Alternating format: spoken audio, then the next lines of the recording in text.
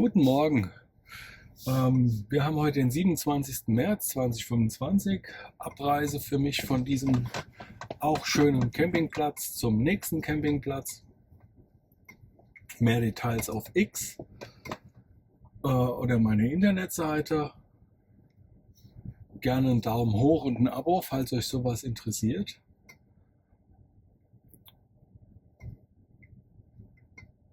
Und ja. Ich habe schon bezahlt beim Einchecken. Das mache ich meistens, weil es praktisch ist, falls man früh morgens losfahren möchte und noch keiner an der Rezeption ist.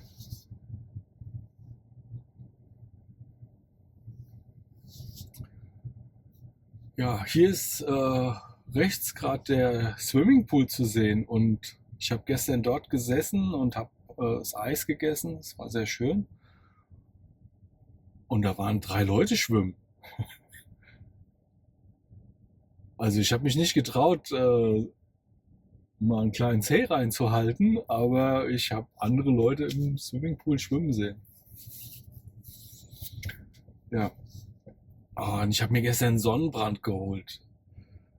Also ich, der eigentlich genau weiß, was die Sonne bedeutet. Meine Haut kennt nur weiß oder rot. Und eine teilweise Pigmentierung ist ein bisschen bräunlich. Und hier ist Nummernschilderkennung, wie ich das mag. Schranke geht auf und ich kann Jetzt links losfahren. abbiegen auf Rua Jacinto Fernandes Bandeira. Dieser Campingplatz war auch ein AXI Award Winner 2024, also letztes Jahr. Ja. Gepflegt, sauber, gut, also für mich alles tippitoppi.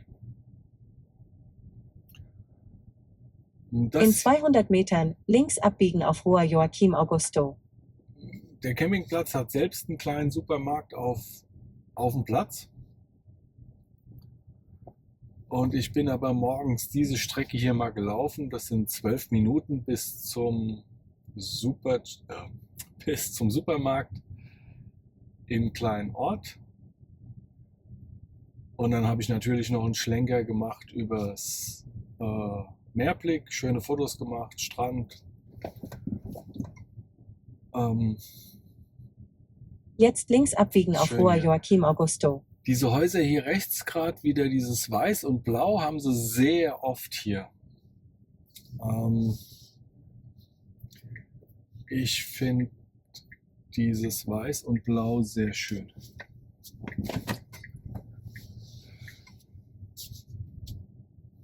Ja, heute ist natürlich bewölkt oder ein bisschen bewölkt. Ideal für meinen Sonnenbrand. Und ich habe noch geguckt in der App, UV-Index 4 mäßig. Also, wir haben März. Ja, und im März muss man sich Jetzt links eincremen abbiegen auf Rua Vasco da Gama. mit meinem mit meinem Hauttyp. Ich habe gerade Eis hier rechts gesehen.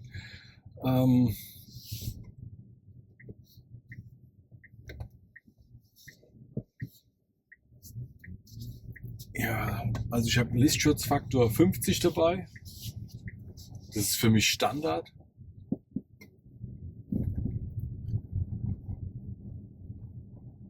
Und ich habe mich schon eingecremt.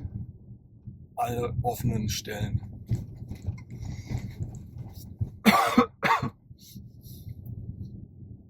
Mein Schnupfen hört man noch, aber er ist so gut wie vorbei.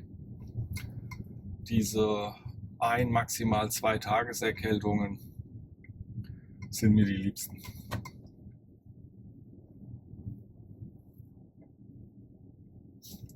Viel Wasser trinken und Tee.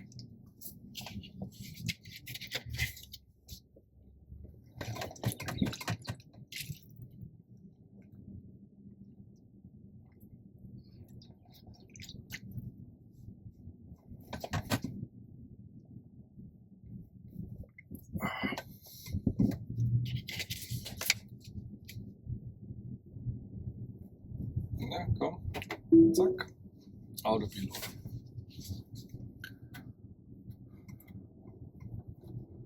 So, ich sag mal, Baustelle ist vorbei, der hinter mir holt auf.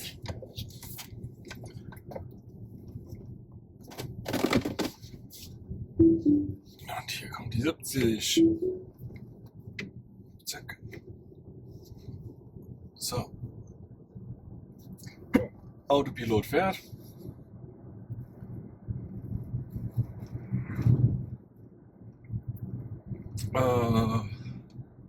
Navi ist zum Campingplatz eingestellt. Es sind nur 120 Kilometer und eine 2 Stunden Fahrt. Navi ist Gebühren vermeiden, also ich fahre ganz ohne Maut zu dem Campingplatz.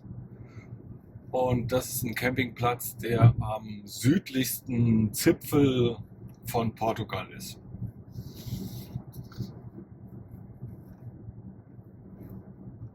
Also ich bin jetzt wieder durch Portugal das 2. Mal gereist, letztes Jahr schon und dieses Mal auch wieder oben vom Norden in Portugal bis runter in den Süden. In 300 Metern in den Kreisverkehr einfahren und die erste Ausfahrt nehmen. Letztes Jahr bin ich die Küstenstraßen in Portugal gefahren, also oder die Autobahn nahe der Küste. Diesmal bin ich über Jetzt in den Kreisverkehr einfahren und die erste Ausfahrt nehmen. Norden, über die Mitte des Landes, also durch Portugal selbst, über Gebühren vermeiden und im Inland gefahren. Also kann ich nur empfehlen, werde ich immer wieder machen. Kein Verkehr, kein Stau, Ortsdurchfahrten total einfach. Autopilot ist fast immer gefahren. Gebühren 0. Auf einer 6-Stunden-Strecke hat die ohne Maut Gebühren vermeiden Strecke 40 Minuten länger gedauert. Also bei einer 6-Stunden-Fahrt 40 Minuten länger, das ist nix. Also ich kann die Gebühren vermeiden ohne Maut in Portugal empfehlen.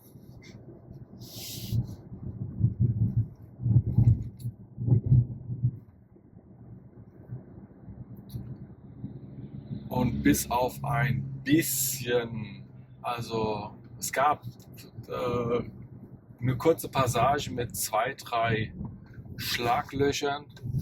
Ach, ich hätte mal fahren lassen sollen. Also ein Autopilot, ich habe ihn gerade rausgenommen. Dann machen wir wieder rein. Ups. Dann machen wir jetzt wieder rein. So.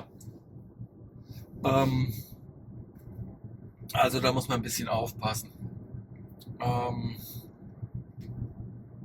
Wegen den Schlaglöchern. Ja, aber das ging grundsätzlich. Die Straßen hier sind meistens in einem sehr guten Zustand.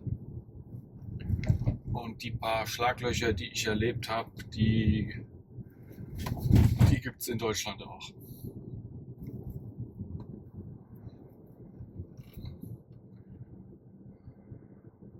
Also die Straßenverhältnisse hier sind auch sehr gut. Das gleiche wie in Spanien, das gleiche wie in Frankreich. Also die sind alle ziemlich top.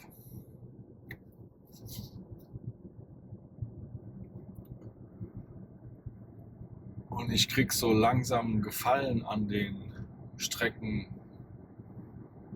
ohne Maut. Man bekommt ganz andere Einblicke ins Land. Auch wenn ich im Auto sitze, ist es trotzdem, man bekommt andere Landschaften gezeigt als die man über die Autobahn sieht.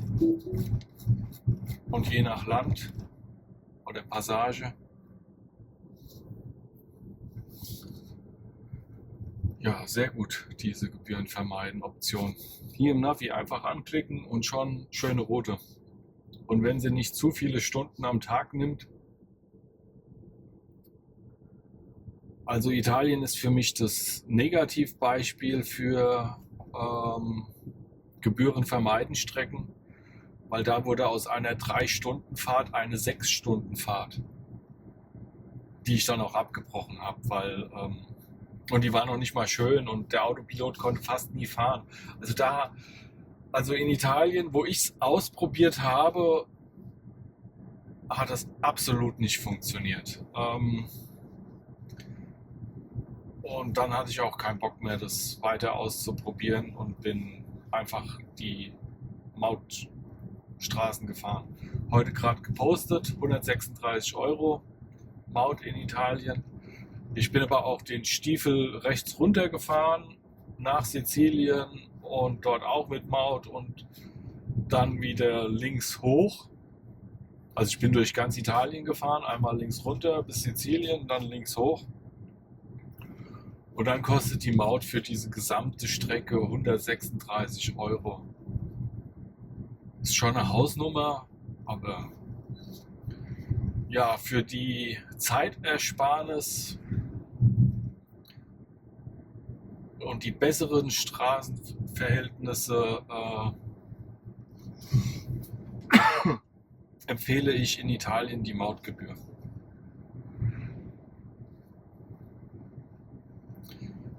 Für Frankreich, Spanien und Portugal würde ich jetzt sagen, also für die Strecken, die ich gefahren bin, ist Gebührenvermeiden optimal. Ich bin in Spanien nur einmal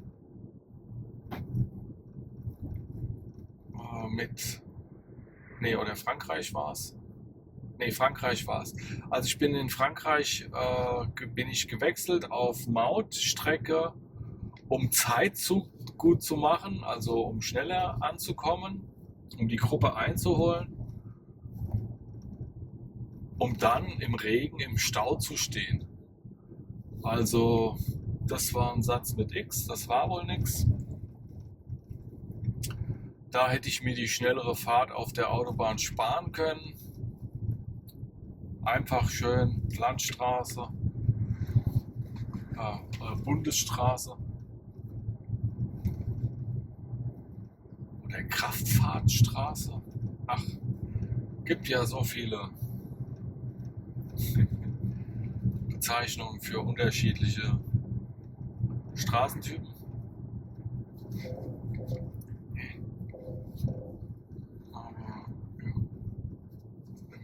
Also hätte ich mir sparen können, hätte ich mal meinen Turnus da weiter durchgezogen, wäre ich in der gleichen Zeit angekommen wie die anderen. Und der nächste Treffpunkt, das war auch ein Satz mit X, weil auch nur Stau und sonntags bei Regen hatten sich alle vorgenommen, in Indoor, also Aktivitäten drinnen zu machen.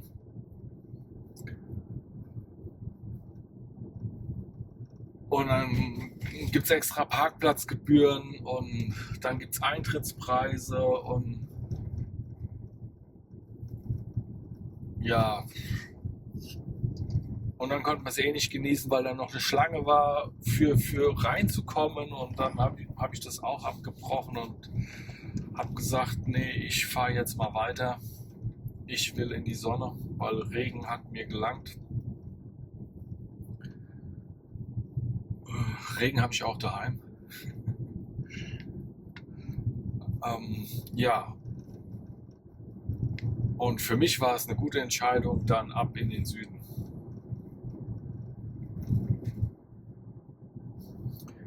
Ja, und seitdem fahre ich ohne Maut. Und der kurze Mautabschnitt, den ich da gefahren bin, um Zeit aufzuholen, hat mich 36 Euro gekostet. Die gar nicht nötig waren. Aber so ist es. Das gehört dazu. Also man nennt es Lehrgeld zahlen. Dafür hat man was gelernt. Ja, 90 darf ich, deshalb fährt er mir so. Ja. Dann beschleunigen wir mal.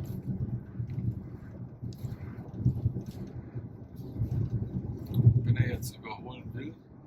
würde ich sofort langsamer fahren, aber der hat gemerkt, ich habe die 90 km/h gefunden.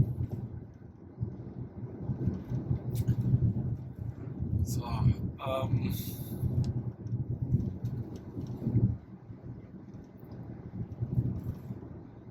ja, heute ist schön bewölkt, heute ist besser für meinen Sonnenbrand, aber jetzt bin ich 2 Stunden im Auto und die Scheiben sind getönt. Es wird hinter Scheiben kriegt man eigentlich kriegt man keinen Sonnenbrand, das ist mehr eine Hitzereaktion, weil die UVA und UVB-Strahlen werden rausgefiltert durch die Scheibe, aber die Hitze kommt natürlich trotzdem noch an. Ja, ich probiere es mal mit 60 und guck mal, ob der mich überholt und dann. Nee. Und hier ist wirklich nur 59, deshalb. Und jetzt fahren wir mit der Schnelle 90. Der merkt natürlich gleich, ich bin hier nicht einheimisch.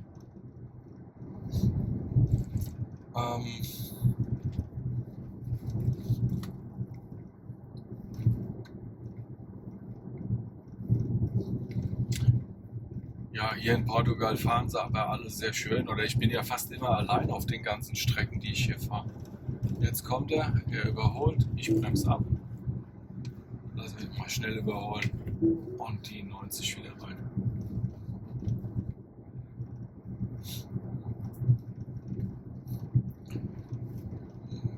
Ja, die Portugiesen überholen hier auch nur, wenn es erlaubt ist und dann in der Geschwindigkeit, die erlaubt ist. Also, hey, 2 Daumen hoch für die Portugiesen. Ihr fahrt super.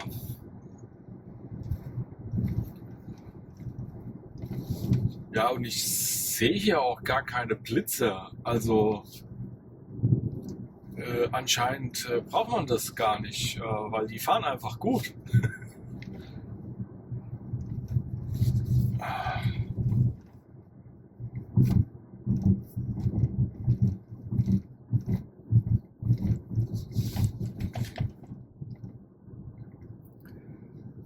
Ja, ich müsste jetzt mal Krog nach der Unfallstatistik fragen in Portugal. Und ich glaube, da kommt ein Gut raus.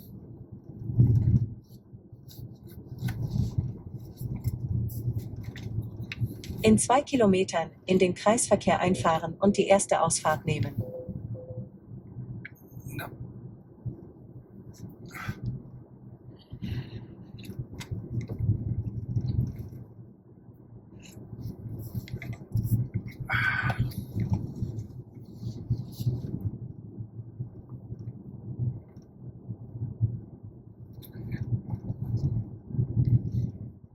So, und jetzt fahren wir mal lieber selbst. Den Fußgänger habe ich gesehen.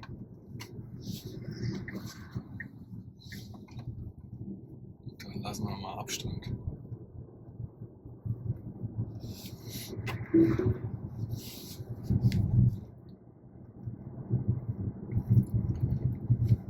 Ja.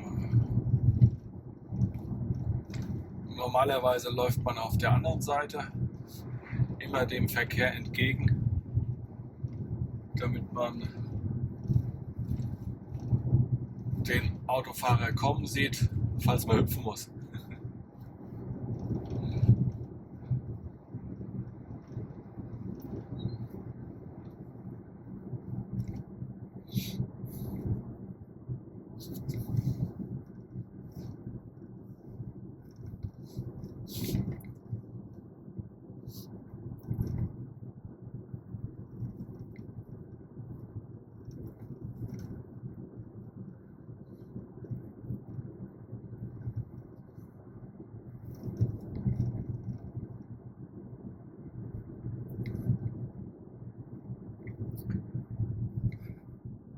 So, auf dem Campingplatz, wo ich jetzt hinfahre, da war ich letztes Jetzt Jahr in den schon. Kreisverkehr einfahren und die erste Ausfahrt nehmen.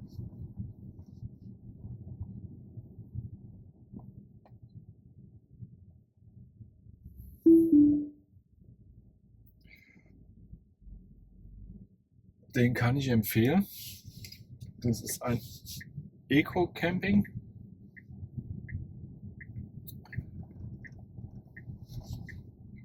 Den habe ich, der ist nicht im Axi-Verzeichnis drin, den habe ich so gefunden.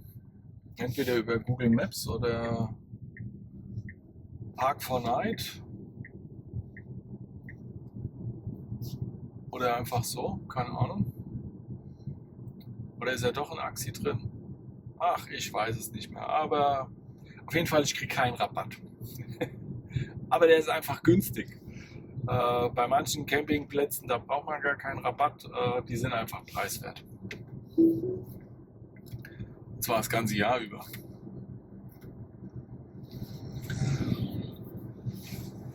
Ich glaube, der gehört dazu. Der hat ein eigenes Restaurant, der hat Apartments, der Strand ist in Laufnähe, man kann auf dem Hügel wohnen, man kann im Tal wohnen. Und ich werde jetzt auch wieder das Tal nehmen, weil da habe ich viel Schatten und ich brauche jetzt keine Sonne. In 300 Metern in den Kreisverkehr einfahren und die zweite Ausfahrt nehmen. Die Woche mehr. Also, ja, ich nehme dort den Schattenplatz und ich weiß, da gibt es gute Schattenplätze. Auch geeignet für Familien mit Kindern. Jetzt in den Kreisverkehr einfahren und die zweite Ausfahrt nehmen. Auf dem Campingplatz waren letztes Jahr 3 Konzerte. Also, nee, ein Konzert, aber mit 3 Bands, so rum. Oder waren es 4 Bands? War der Hammer.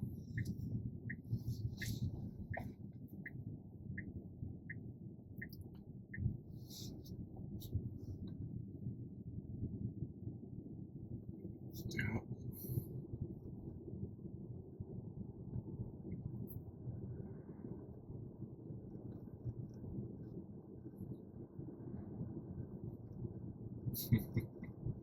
Und die waren gut, die Bands. Also das war jetzt kein klassischer Alleinunterhalter. Und die auch sehr gut sein können. Das waren Bands. Und gut. In 200 Metern in den Kreisverkehr einfahren und die zweite Ausfahrt nehmen. Ja, die haben noch so ein Workspace, also so einen Arbeitsplatz. Jetzt in den Kreisverkehr einfahren und die zweite Ausfahrt nehmen. Auf dem Campingplatz. Kostenloses WLAN und ich müsste jetzt mal gucken, kann man den Arbeitsplatz einfach so benutzen? Also dieses Jahr werde ich das mal ausprobieren.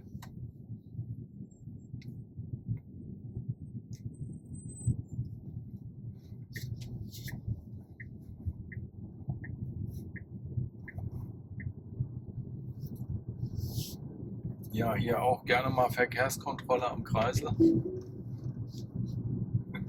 Kommt mir vor wie in Spanien.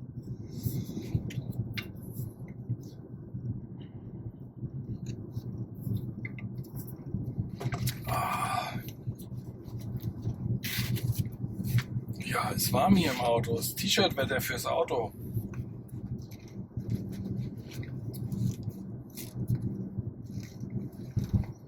Oh, hier, Fluss. Oh, Meer. Also wenn man hier nach rechts guckt, sieht man das Meer. Ein paar Segelboote. Sandstrand. Sieht schön aus.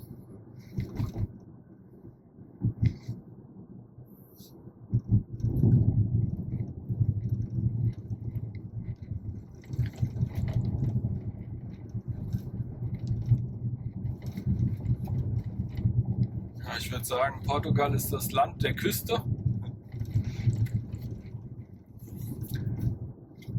Ja, 3 Seiten nur Küste.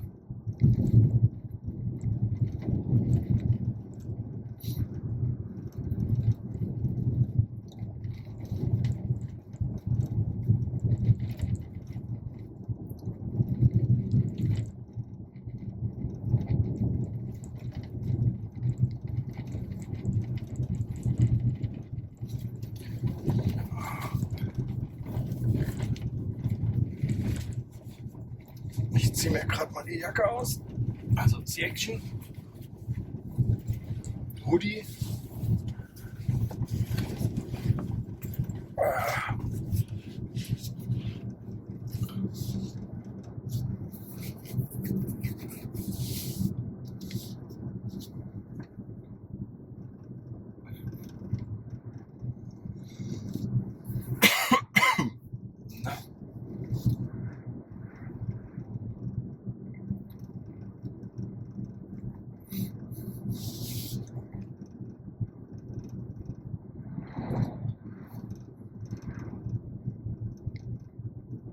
So, auf dem Campingplatz könnte ich dann mal versuchen, meine Bettwäsche aufzuschlagen, zu lüften.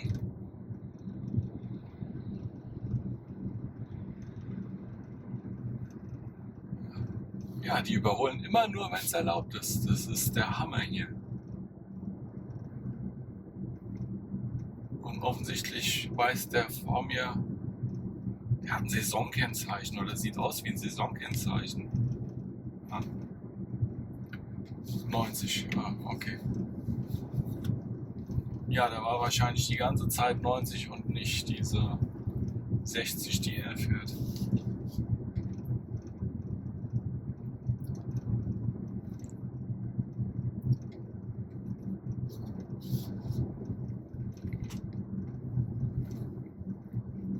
Der Campingplatz, auf dem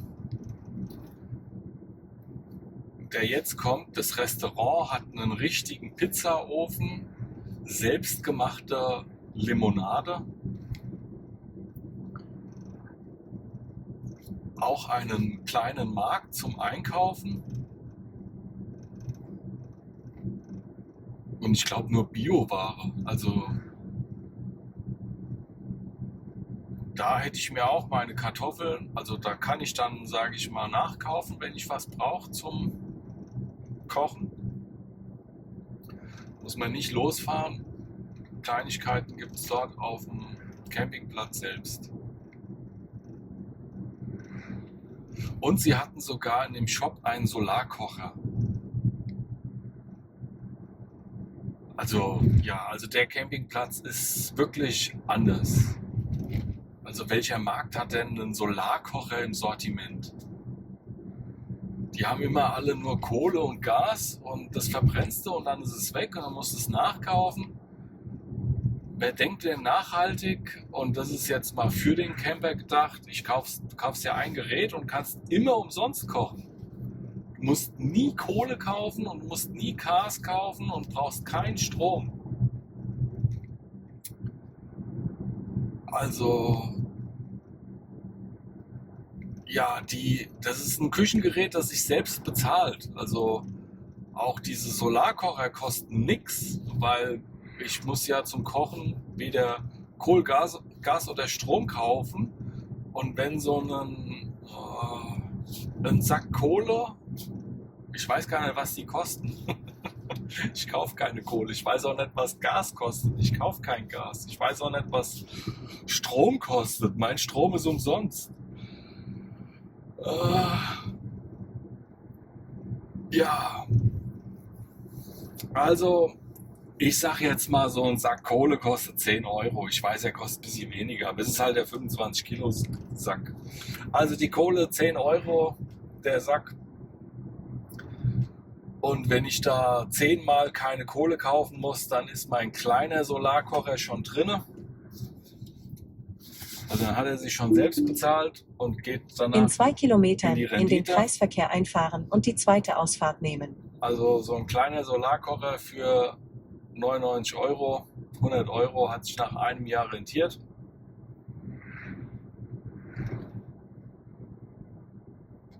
Ja, okay, mit einem großen Sack Kohle, da grill ich natürlich nicht nur einmal, da grill ich natürlich mehrfach.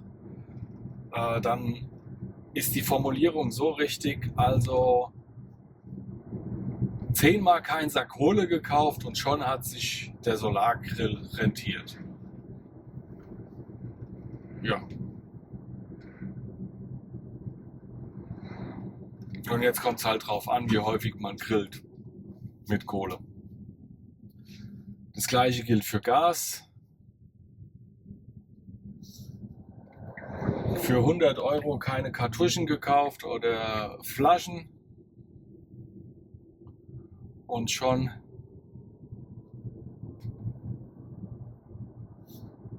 hat sich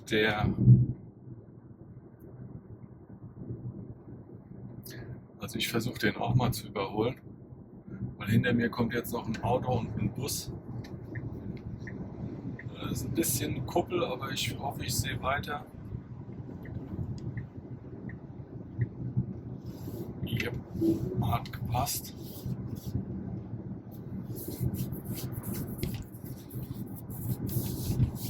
Ja, und jetzt biegt er natürlich rechts ab. Wer hätte es gedacht?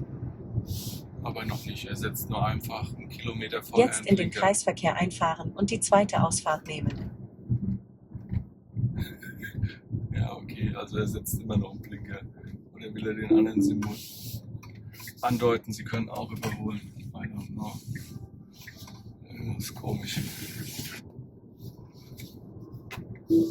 Ja, also der große Solarkocher für 4 bis 6 Personen,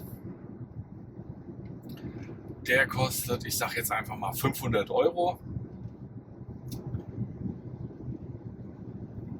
Ja, das ist ein etwas teurerer Grill, aber ich kenne auch Grills, die mehr kosten als 500 Euro.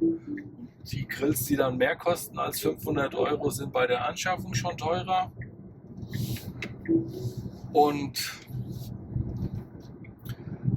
die muss man ja dann noch mit Gas, Kohle oder Strom, und Strom ist dann immer noch die beste Energiequelle, weil die kann man sich umsonst herstellen oder nachhaltig, und Strom ist immer das Beste zum Kochen. Und so eine Induktionsplatte oder so ein Elektrogrill ist auch lecker. Da kriegt man volle Röstaromen hin. Der einzige Nachteil, den ein Solarkocher hat, das mit den Röstaromen wird schwer. Es geht zwar auch, aber nicht so viele. Also jetzt so bei hier Sommerwetter, dann hat der 140 Grad drin, da kriegst du aber auch schon da wird das Würstchen aber auch schon braun oder das Stück Fleisch, aber nur auf der Seite, was halt von oben in der Sonne liegt. Die Unterseite ist meistens dieses zarte Garen im Ofen.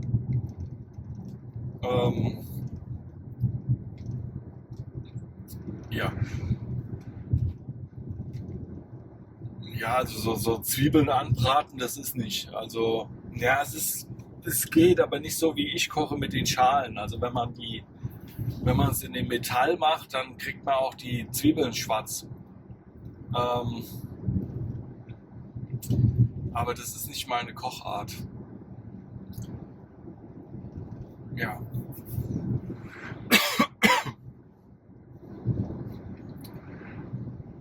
Ja, in der Regel würde ich sagen, die meisten werden die Röstaromen vermissen.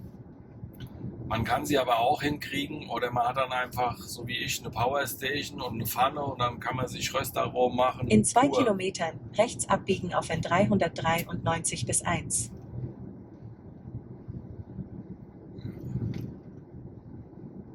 Ansonsten hat so ein Solarkocher nur Vorteile, weil der ist leicht zu reinigen,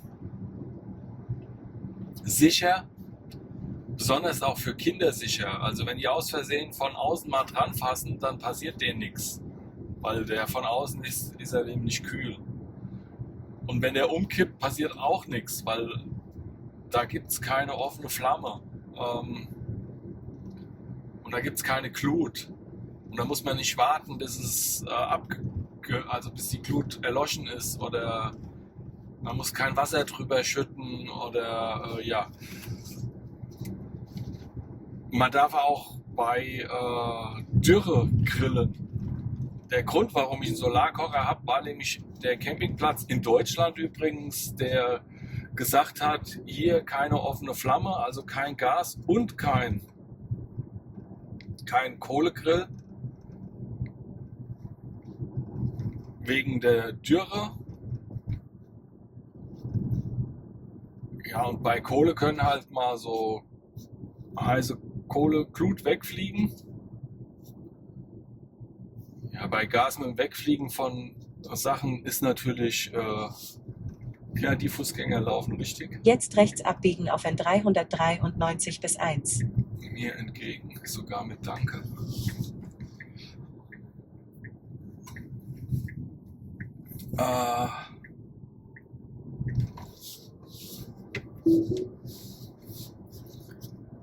Ja, aber einen In 2 Kilometern links abbiegen, um auf N393 Gasgrill. bis 1 zu bleiben. besonders die mobilen, die können leicht umkippen.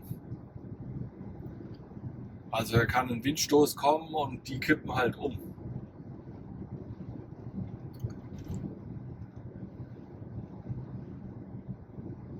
Und deshalb wurden die halt auch nicht erlaubt.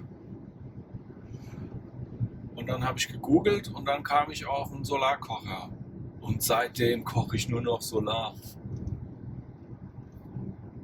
Also ich bin sonst nur der Mikrowellen-Spezialkoch. Aber dank dem Solarkocher kann ich jetzt auch kochen. Ohne umrühren. Also die Vorteile von so einem Solarkocher ist für mich so, ich muss nicht umrühren. Du legst was rein und holst es fertig raus. Das ist genau meine Art zu kochen. Weil er halt so langsam durchgart, muss man halt nicht umrühren. Und da ist halt dann nichts an einer Seite angebrannt. Jetzt links abbiegen, um auf N393 bis 1 zu bleiben. Ja, der Nachteil Röstaromen ist der Vorteil vom Solarkocher. Gibt halt kein Anbrennen mehr. Der Anbrennen ist echt schwer. Ich hab's mal echt drauf angelegt und dann musste so, ich sag mal, 2 Stunden die Zeit überziehen. Also wenn man 2 Stunden die Garzeit überzieht, dann kommt da auch Kohle raus. Aber ja, 2 Stunden die Garzeit überziehen ist wohl, kriegen selbst Anfänger wie ich hin, diese Toleranz einzuhalten.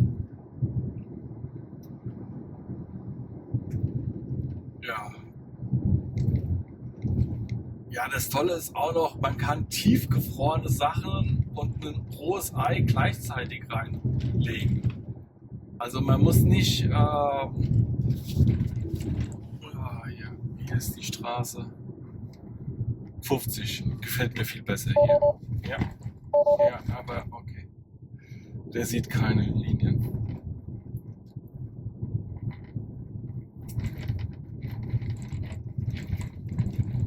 Ja, die Linien sind bald überflüssig, wenn das Full Self-Driving, die selbstfahrende Softwareversion kommt für den Autopilot. Was hier ist wieder 90. Okay, gehen wir wieder hoch.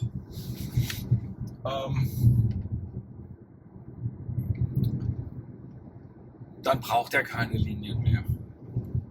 Also Fahrbahnmarkierung. So, also ich schwärme mal weiter vom Solarkocher.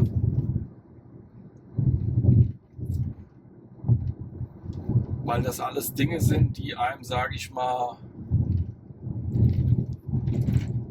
die Mutter oder Oma, die gekocht hat, es gibt auch Männer, die kochen, nicht beigebracht hat, weil kein Mensch kennt einen Solarkocher. Die Leute, die mit dem Solarkocher kochen, die kann ich an einer Hand abzählen. Und ehrlich gesagt, ich kenne davon keine. Also nur über Instagram, da kennst du dann andere Solarkocher.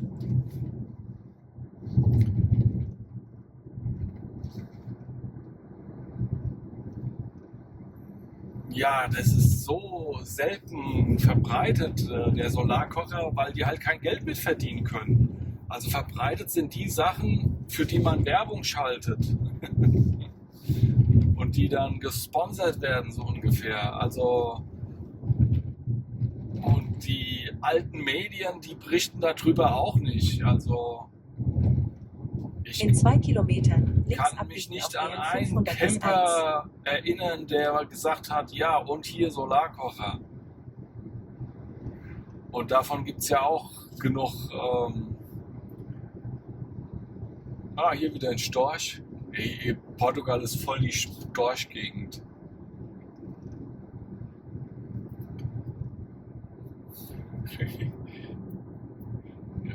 ähm,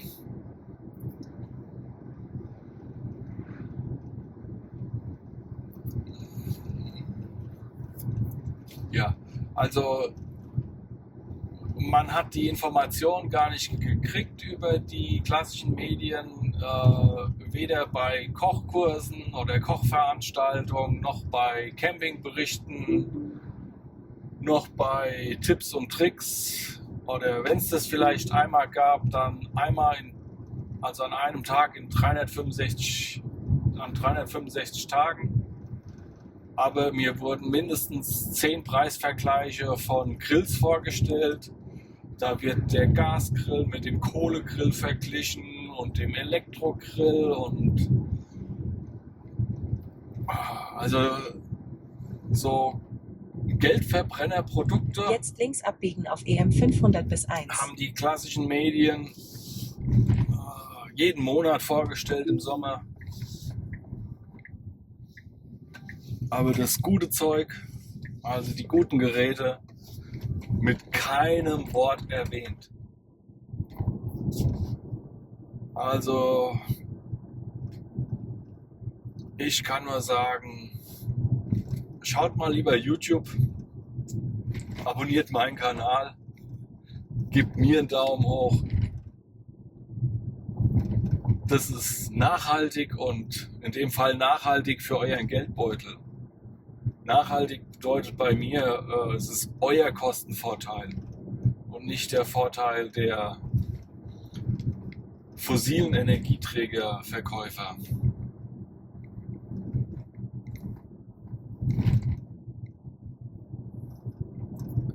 Tja, die wohl offensichtlich das klassische Medienprogramm bestimmen, selbst im Koch- und Campingbereich. Also die Fehlinformationen von den klassischen Medien gibt es nicht nur über E-Autos. Dann zeigen sie immer die E-Autos, die nichts können, ist halt kein Tesla, weil Tesla kann das. Und bei Grills zeigen sie halt nur die euch Geld kosten. Sorry, ja. Da hat euch keiner einmal einen Solarkocher vorgestellt.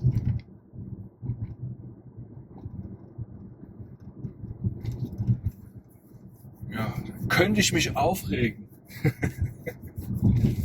Werde ich zum HB-Menschen.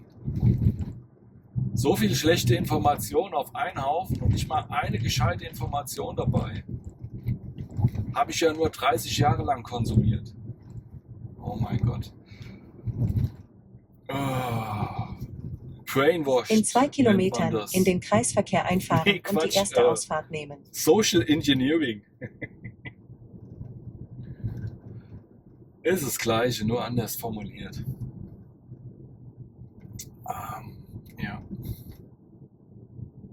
Ja, und zweimal Englisch, also auf Deutsch heißt es manipuliert.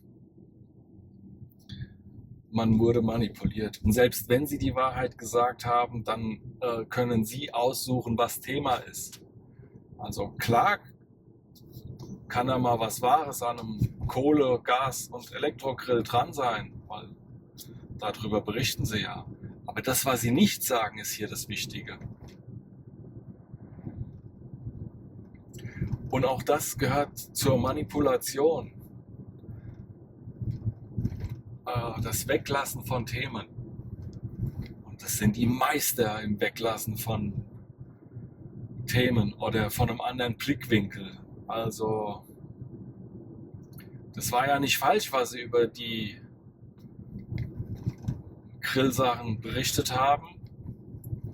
Aber es war nicht alles, was man über diese Geräte wissen sollte. Wir können ja mal über die... Nee, will ich eigentlich nicht.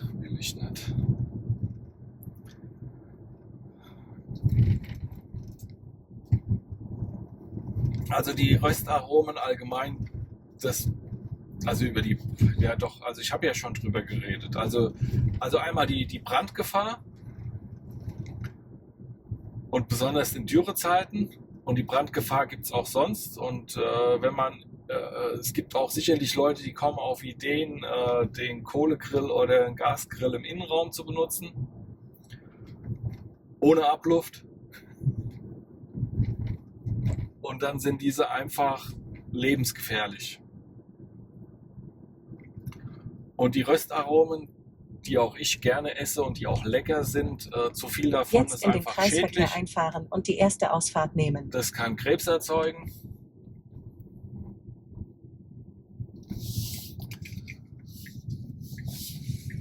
Und ja,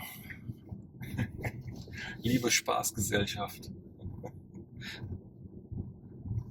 Ich gehöre auch zur Spaßgesellschaft, ja. Also denkt mal nicht, ich bin hier mit. Ich habe hier Flügel auf dem Rücken.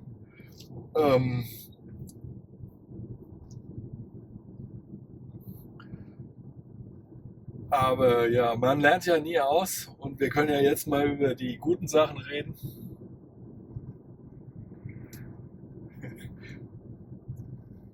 Hört auf, die alten klassischen Informationskanäle zu benutzen. Darum geht's eigentlich nur. Hey, so viel Fehlinformation. In 300 Metern in den Kreisverkehr einfahren und die zweite Ausfahrt nehmen.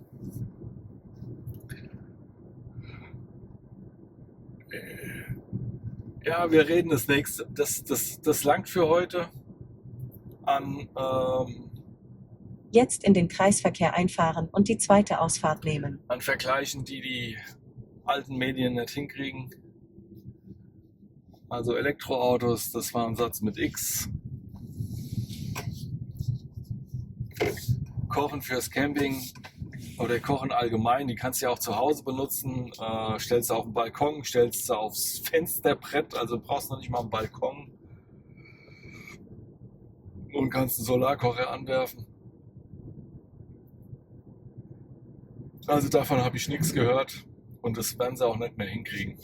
Die Zeiten sind vorbei. Das gucken nur noch Rentner.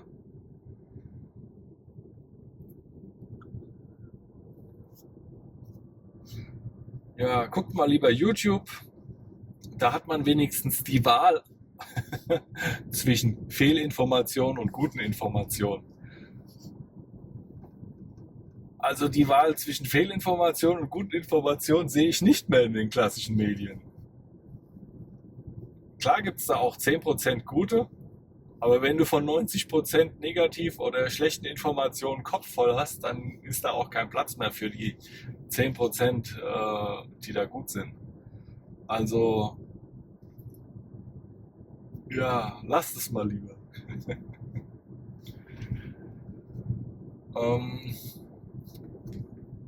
Bei den YouTube-Kanälen, da spiegelt er das wieder, was man halt immer gerne guckt. Wenn du halt gerne Fehlinformationen guckst und Negatives, dann kriegst du halt Negatives und Fehlinformationen vorgeschlagen.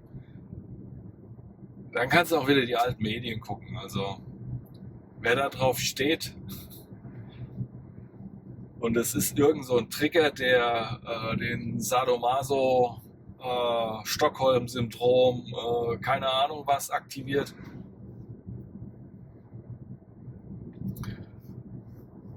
und dann brauchst du deine tägliche schlechte Nachricht. Ja, schlechte Gewohnheiten lassen ist auch schwer. Ja, wahrscheinlich muss man Entzugserscheinungen hat man, wenn man nur noch gute Laune-Kanäle sieht. Ja. Ihr Junkies, ihr. So. Ein Freund hat ein Buch geschrieben, er ist Serienjunkie. Weil er guckt Serien ohne Ende. Morgens, mittags, also nee, täglich mehrere Serien. Das Buch ist gut. da spricht er über seine Lieblingsserien und das Buch heißt Serienjunkie. Er bekennt sich offen.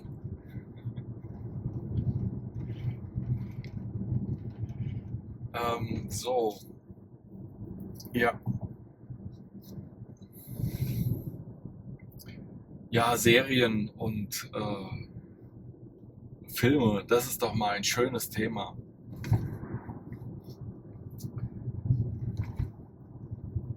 Also bei Serien kann ich gerade empfehlen Ghosts. Also das ist nicht der Film Ghost mit Patrick Swayze und dem Töpferkurs, sondern das ist die Serie Ghosts, ich glaube mit S noch am Ende, und das ist auch schon so ein Remake. Die läuft gerade auf Netflix. Die ersten 2 Staffeln. Und da geht es um Geister und nur die Frau kann sie sehen und der Mann nicht. Und die Geister sind aus unterschiedlichen Zeitepochen.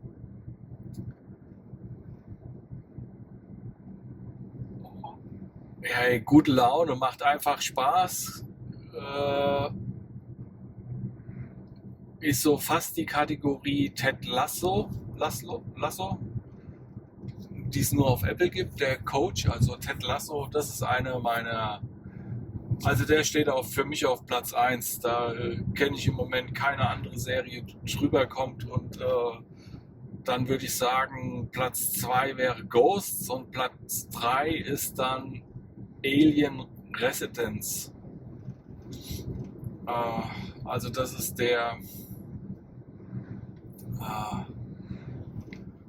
ein Alien, der verunglückt auf der Erde, in Menschenerscheinung dann rumwandelt.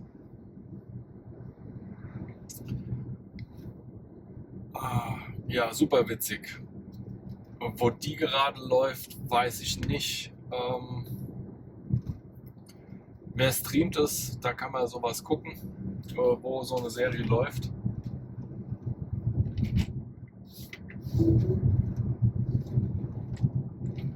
Und ja, die Ted Lasso, das ist ein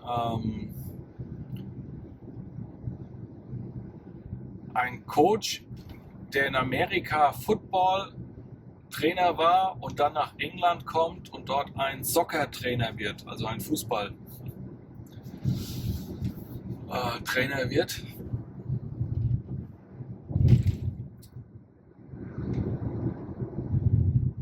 Also, ja, das ist so der Inhalt und ich kann es nur empfehlen und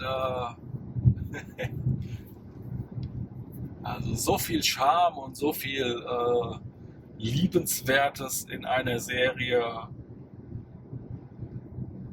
habe ich selten gesehen.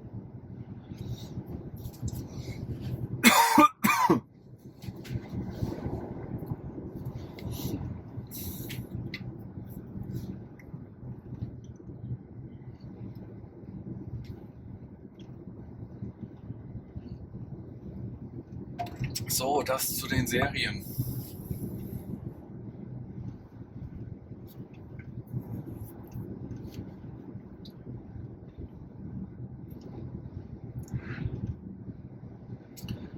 Ja, gestern Abend habe ich mir einen Film angeguckt. Gestern habe ich Filmabend gemacht im Auto. Also mit WLAN kann man am großen, ich sag mal, Esstischfernseher schauen. Mit Starlink oder einem großen Hotspot-Tarif vom Handy. Hinten, ich habe meinen kleinen Fernseher, meinen Schlafzimmerfernseher. Und ich hätte auch noch den größeren Fernseher des Laptop. Schlepptop hat man es früher genannt, aber jetzt ist es wirklich ein Laptop, weil der ist so leicht und ohne Lüfter. Und den kann man einfach auf die Decke legen und da passiert nichts. Früher mit dem Lüfter musste man immer darauf achten, dass man, wenn man den auf eine Decke gelegt hat, dass der Lüfter auch nicht abgedeckt ist. In 2 Kilometern rechts abbiegen auf Variante 19 der April. Und normalerweise ist Apple-Ware im hochpreisigen Segment, aber dieser M1-Prozessor, ab dann fängt Apple für mich an, schneller und günstiger zu sein als die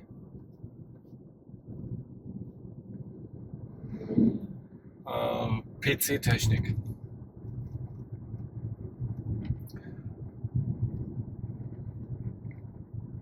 Also da kann man mal gucken nach den Preisen für so einen Apple M1 Laptop, auch gebraucht.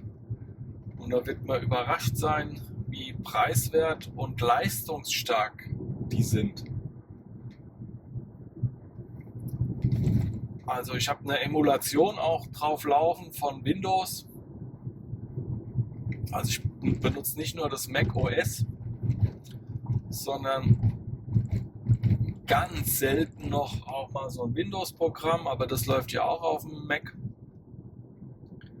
Im Simulator dann oder Emulator.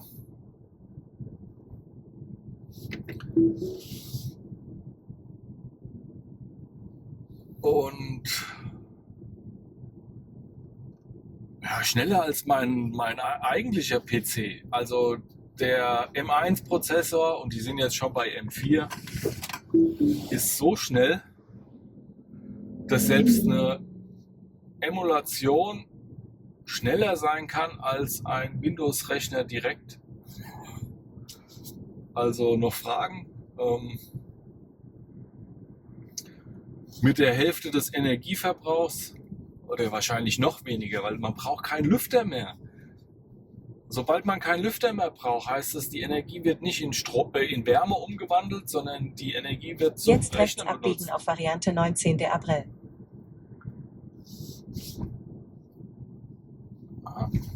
Hier sind die Wanderer und Fahrer und was? Diviso-Umleitung. Dann fahren wir die mal. Gut, dass es da steht, das Navi hat es auch gesagt. Und gestern, als ich die Strecke geguckt habe in Google Maps, hat die mir das auch gesagt. Ja, und deshalb sehe ich jetzt hier die schöne Wandmalerei an dieser Mauer. Ja, Umwege erhöhen die Ortskenntnis.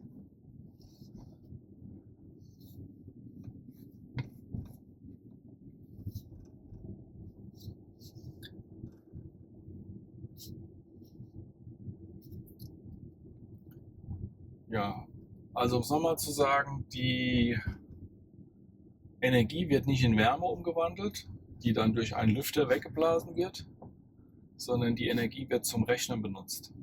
Und deshalb sind die Laptops, hier schöne Kunst am Brunnen.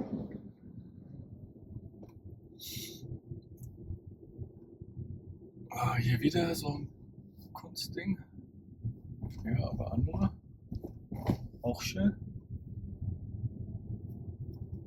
Ja, Sightseeing.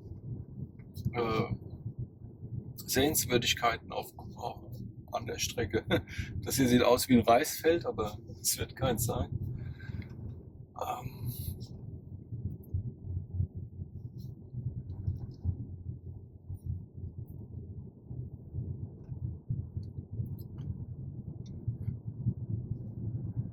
Ja, die Baustelle haben sie jetzt nur für mich gemacht, damit ich hier diesen Schlenker mache, um hier mal eine schöne Gegend zu sehen.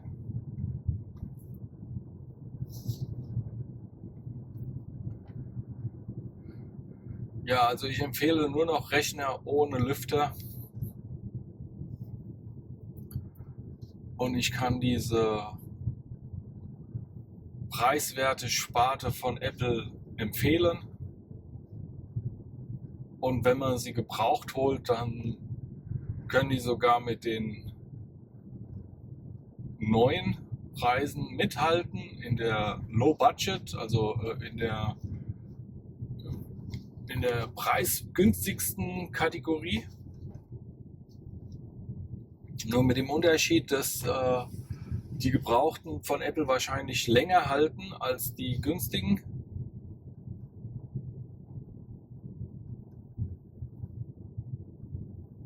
Und sie verbrauchen weniger Energie. Ich weiß nicht, ob ja, die sind jetzt alle ziemlich sparsam, aber na komm, ich sag's mal so, es kommt halt drauf an, wie viel Rechenleistung man haben will. Wenn man halt so einen im Windows, im PC-Bereich externe Grafikkarte plus einen 7-Kern, dann kommen da schon 100 Watt und mehr zusammen. Selbst beim Laptop. Das sehe ich an den Netzteilen von den Laptops. Die Gamer-Laptops, die haben dann so Netzteile von ja, 100 Watt. Das heißt, da laufen 100 Watt durch. Also umso kleiner das Netzteil, umso sparsamer ist so ein Rechner.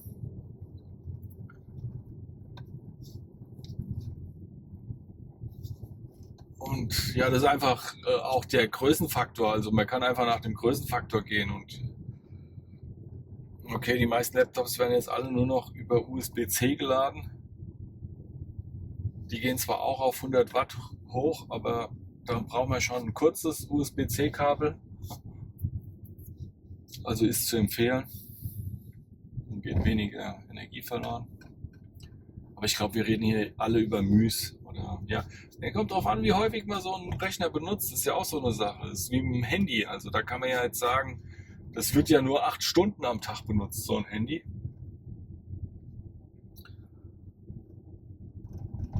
Ja. Okay. Nee, Strom ist eh umsonst. Also eigentlich geht es mehr darum, das Laptop ist leicht. In 200 Metern links abbiegen. Und ich kann es auf die Decke legen und brauche mir keine Gedanken, um abgedeckten Lüfter zu machen. Das sind eigentlich die Kriterien. Und schnell ist er auch noch.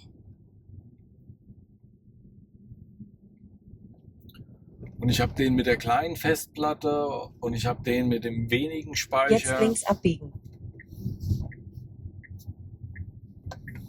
Weil Jetzt in den Kreisverkehr einfahren und die dritte Ausfahrt nehmen. kleine Festplatte macht mir nichts. Oh, hier schöner Strandblick. Und hier muss man eigentlich halten und das Ganze mal genießen. Und ich hab's genossen. Hatschi. Ich fahre jetzt weiter. Ich habe nämlich Hunger und ich komme erst um 13 Uhr, weil ich spät losgefahren bin auf dem Campingplatz an und ich möchte meine Kartoffeln, meine roh gekochte Eier und mein Würstchen essen. Und ich habe noch meinen rote Betesalat. Und das ist eine komplette Mahlzeit. Und dann möchte ich mich heute selbst versorgen mit Hausmannskost. Mit guter Hausmannskost. Ach, nichts geht über Hausmannskost. Leckerste Essen ever. Ja.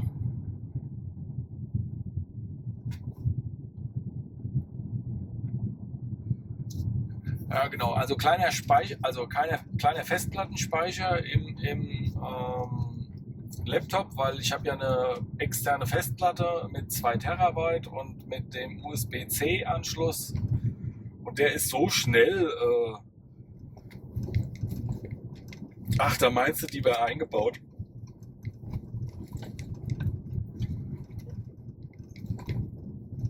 Ich merke da keinen Unterschied. Ob die jetzt extern. Also früher hat man das gemerkt, wenn die externe Festplatte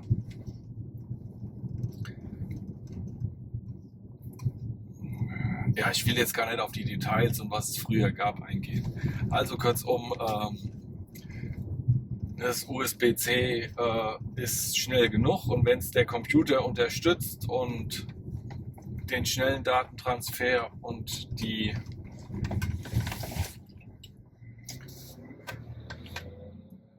dann lassen wir die doch erstmal alle vorbeifahren,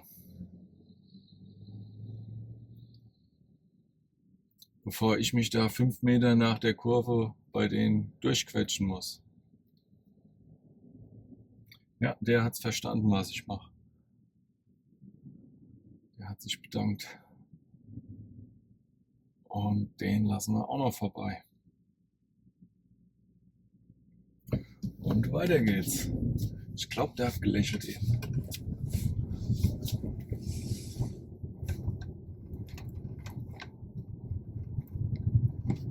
So.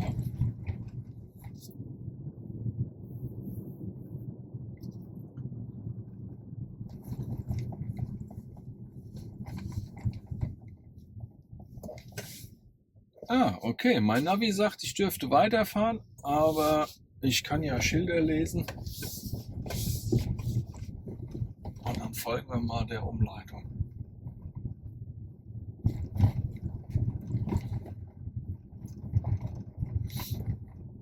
Ja, und diese Strecke hier würde jetzt der Autopilot selbst fahren können. Also der gerade in China ausgerollt wurde, weil in China sieht man dann genau diese Strecken.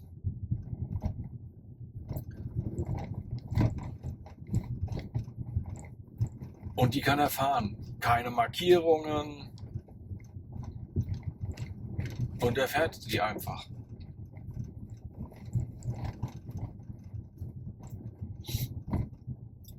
Der Autopilot FSD.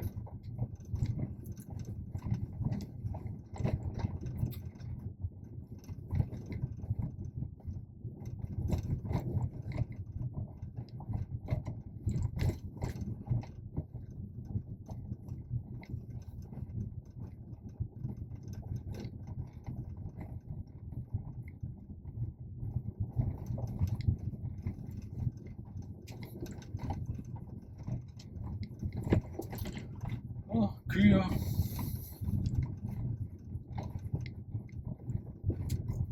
Ein beruhigender Anblick.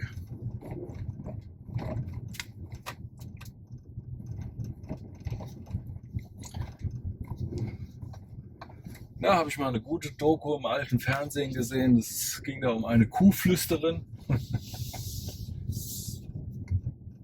Und die sich auch gerne in die Kuhdruckmaschine, eine Drückmaschine gelegt hat. Also wird es von beiden Seiten gedrückt. Und dann hat die sich wohlgefühlt. Und die hat sich auch zu Kühen gelegt. Das war eine Kuhflüsterin. Also, okay, es gibt auch gute Dokus. Diese 10% der guten Informationen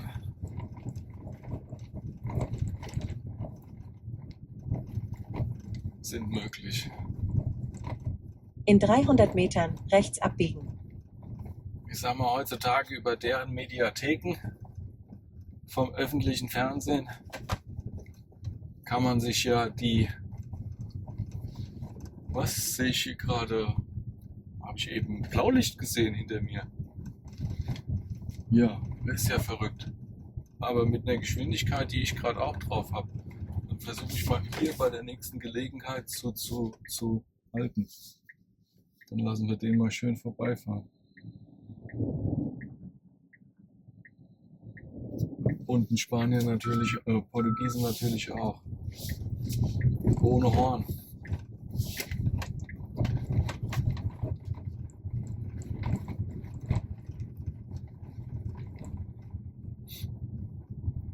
Jetzt rechts abbiegen.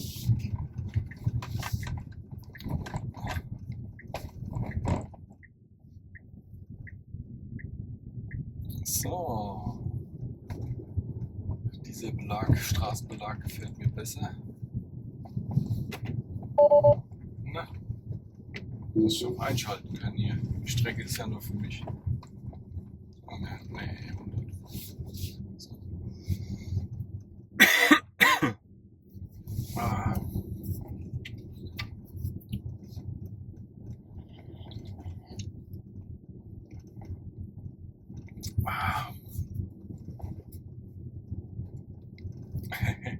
Das Schild, Kühe können die Fahrbahn kreuzen. Das glaube ich. Ah, und hier Photovoltaik. Sehr schön. Stromversorgung. Einmal umsonst bitte.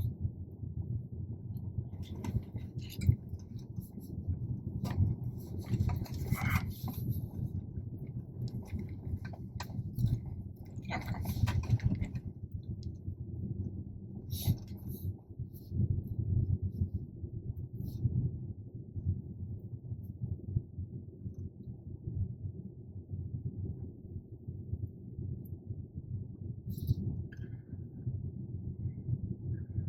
Ja, die Bodenwellen haben sich ja gut reingekriegt in den Asphalt.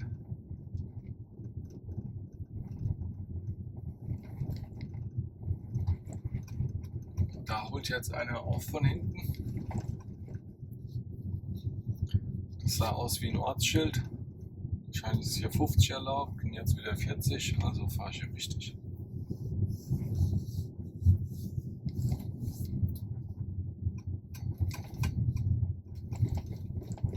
Ah, wollt ihr mal Sonnenbrand sehen? Hier, so sieht Sonnenbrand aus. Ah, der hinter mir hat wahrscheinlich jetzt gemeint, das wäre ein Zeichen. Dann fahre ich mal etwas schneller und sobald ich eine Einbuchtung sehe, hier, lasse ich den mal überholen. Der ist ja sicherlich schneller. So.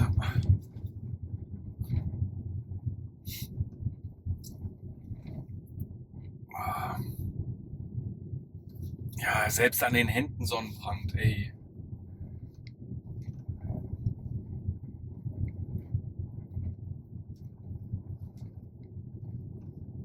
Ich sollte mir merken, wenn ich in der Sonne Essen koche und der Solarkocher 140 Grad erreicht, dann ist das nichts für mich. Dafür habe ich meine Pop-Up-Zelte dabei. Weil ich hatte jetzt extra eine Parzelle ohne Schatten. Und genau für diesen Einsatz, ich habe mir mein Feldbett rausgestellt, weil ich draußen liegen wollte. Ja, hätte ich das mal im Pop-Up-Zelt reingebaut und hätte das auf einer Seite In 200 offen Metern gelassen. rechts abbiegen auf Estrada N120. Und dann hätte ich meinen Lichtschutzfaktor 40 gehabt, ohne mich einzucremen. Und dann hätte ich auch mal in den Jetzt rechts abbiegen auf Estrada Pop-Up-Zelt N120. essen können, ohne mir so... Da weißt du, da hast du alles dabei und denkst nicht dran.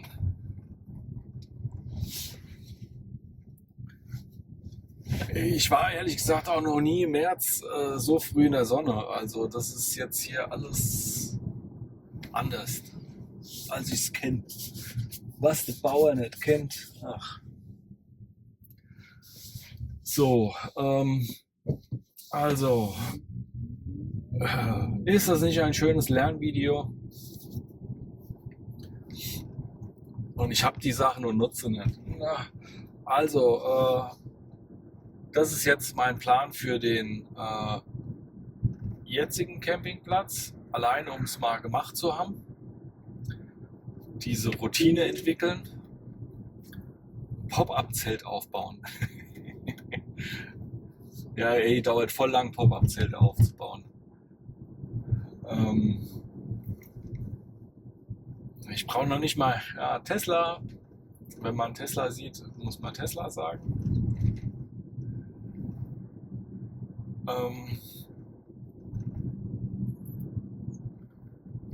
Pop-Up-Zelte aufbauen. Also Aufbau ist immer einfach. Pop-Up-Zelte abbauen. Ja, also okay, wer Pop-Up-Zelte nicht kennt. Also aufbauen heißt, man nimmt sie aus der Verpackung, wirft sie auf den Boden und sie sind aufgebaut. Die haben ein Metallgestänge integriert, was sich von alleine aufbaut. Und man braucht dann nur noch die Heringe in den Boden, also Haken in den Boden schlagen und ist fertig. Also so ein Aufbau, eine Minute, ist schon übertrieben. Witzig wird dann immer erst der Abbau. Das kann man dann immer am Strand sehen, wenn die ihre Pop-up-Muscheln, Sonnenschutz, Windschutz, Pop-up-Zelte abbauen. Hier ist doch wieder 90 so schnell, wie der hinter mir aufholt. Und wenn der LKW-Fahrer noch wartet, ist er ja nur nett. Und dann fahren wir mal extra schneller. Vielen Dank. Genau, hier ist 90. So.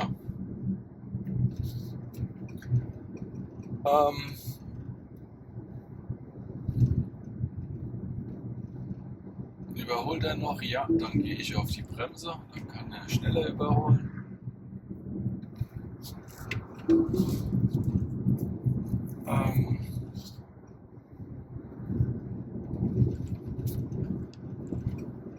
Ja, ein Pop-up-Zeltabbau ist viel witziger oder witzig, wenn man es nicht zu Hause vorher geübt hat. Und ich empfehle jedem, der sich ein Pop-up-Zelt holt, übt zu Hause. Weil am Strand üben sehe ich immer die anderen, die das zum ersten Mal abbauen.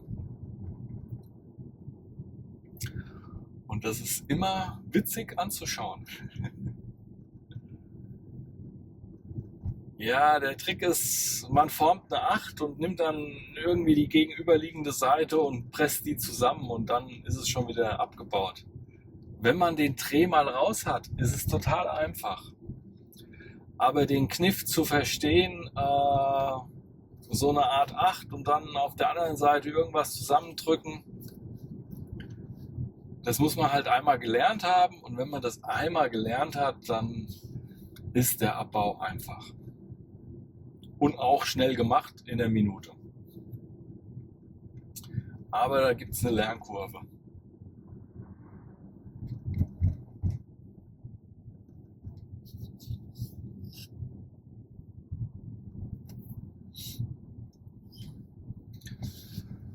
So, und hier sehe ich so viele Wanderer. Hier muss ein Pilgerpfad sein.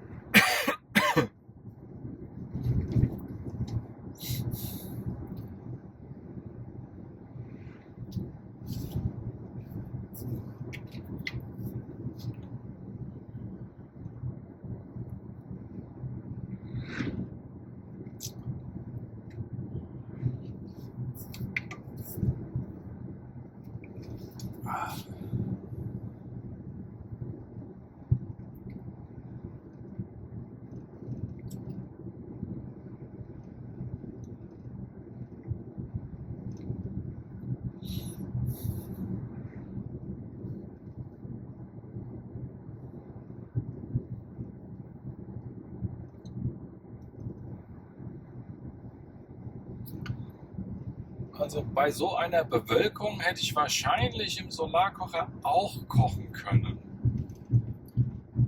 Es dauert halt nur länger. Aber wenn da ab und zu die Sonne durchkommt und dann kann das schon manchmal langen. Mein Solarkocher hat auch noch einen Stromanschluss, aber ich habe jetzt den Adapter nicht dabei für meine Powerstation oder den Campinganschluss. Und das geht auch mit 12 Volt, aber das Problem bei dem 12 Volt ist 15 Ampere. Und Dauerleistung. Der Tesla-Anschluss gibt zwar 15 Ampere her, aber nur im Peak, also nur eine kurze Spitze. Die Dauerleistung von dem 12-Volt-Anschluss im Tesla sind 10 Ampere. Und dann geht das nicht. Das gleiche gilt für die Powerstation, die ich habe. Der hat 12 Volt bei 12 Ampere. Das ist schon gut, aber es sind keine 15 Ampere. Da fehlt auch was. Man könnte es jetzt ausprobieren, aber ich weiß nicht, ob ich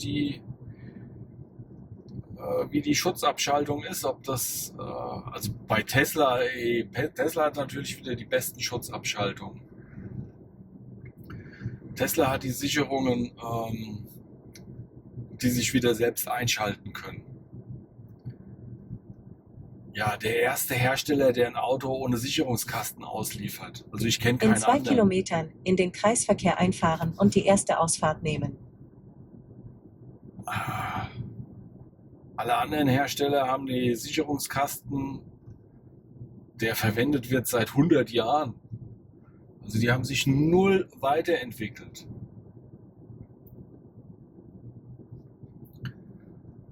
Und wenn hier eine Sicherung rausgeht, dann muss man die Sicherung finden, die defekt ist. Und dann braucht man eine Ersatzsicherung, die dann noch die richtige Stromstärke hat, absichert.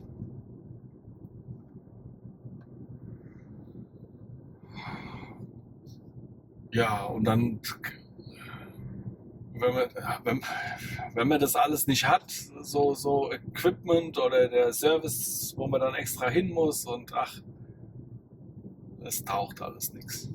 Tesla, ja, Sicherung geht raus und keine Ahnung, 5 Minuten später ist sie wieder drin. Und weiter geht's. Also Tesla ist viel zuverlässiger als andere Hersteller. Also das Auto ist ja, viel zuverlässiger als irgendwas anderes. Deshalb sind Tesla Gebrauchtfahrzeuge auch hochwertiger als manch Neuwagen anderer. Oder zuverlässiger. Hochwertiger immer und zuverlässiger auch noch.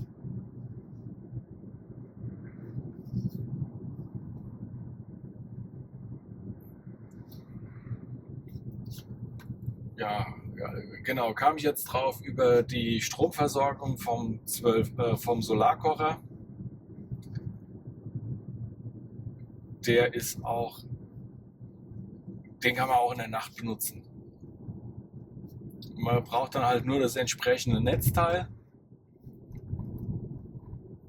was bei 230 Volt Jetzt in den Kreisverkehr einfahren und die erste Ausfahrt nehmen. 12 Volt DC mit 15 Ampere liefern kann.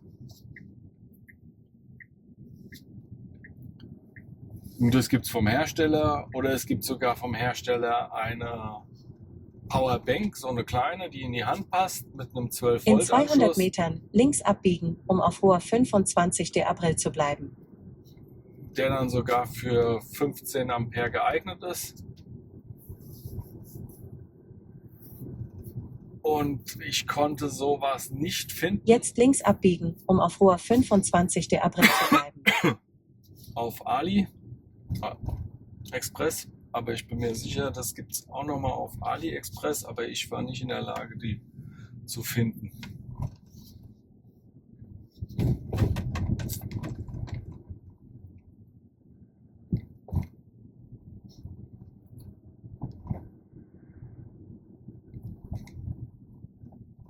Das vor mir scheint ein Polizeifahrzeug zu sein. Gendarmerie.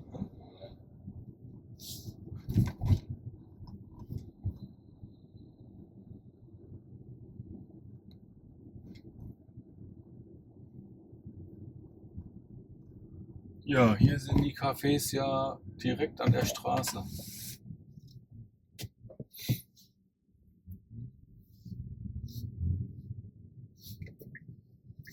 Oh.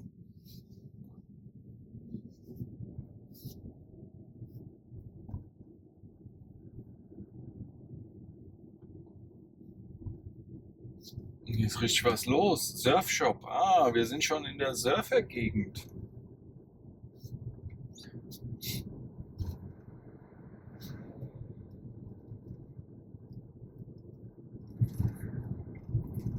Ja, ein Solarkocher. Also manche Solarkochermodelle können auch ohne Sonne, direkte Sonne funktionieren. Aber ich nenne sie trotzdem Solarkocher, weil ich habe Sonnenenergie in der Power Station.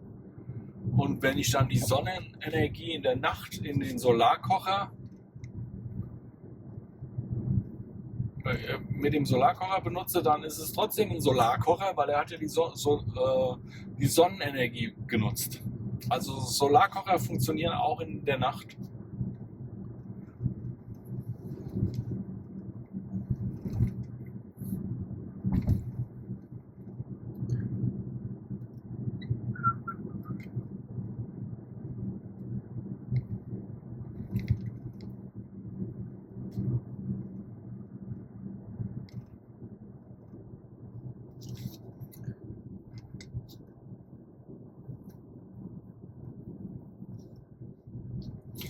Ja,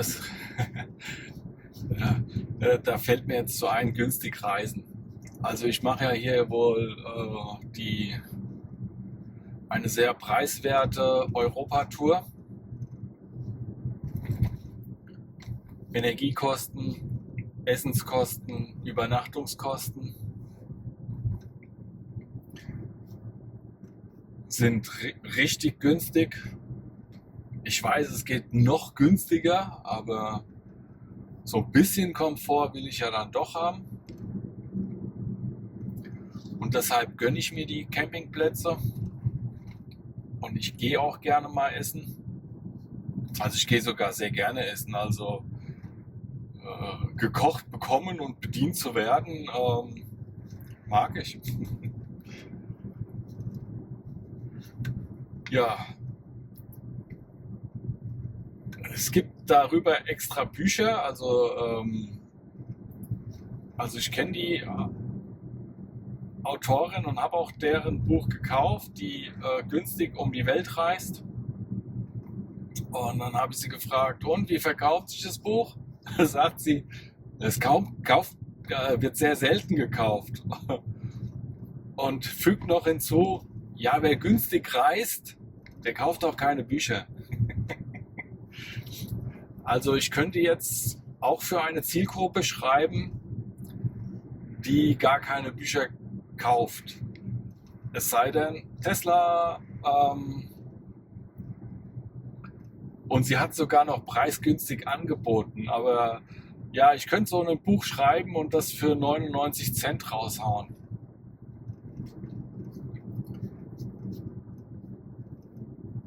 Ja. Aber dann gibt es die Masse nicht her. Also wenn das Buch günstig wäre, dann ja, müssen es nur einfach 1000 Leute bestellen, dann passt es ja wieder.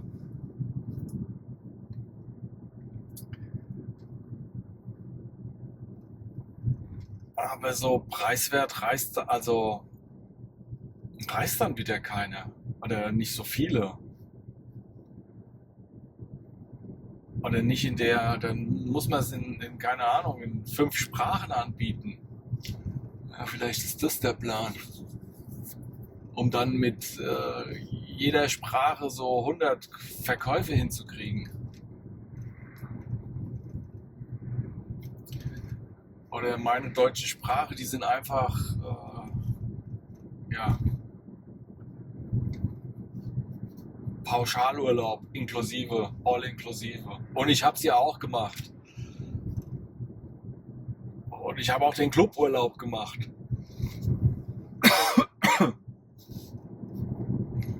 Ähm, Ja, und was soll ich sagen? Ich bin beim Camping gelandet. Also ich habe mal alles ausprobiert, um festzustellen, dass Camping mir am meisten Spaß macht.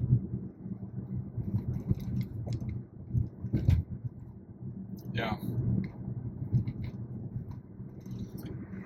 also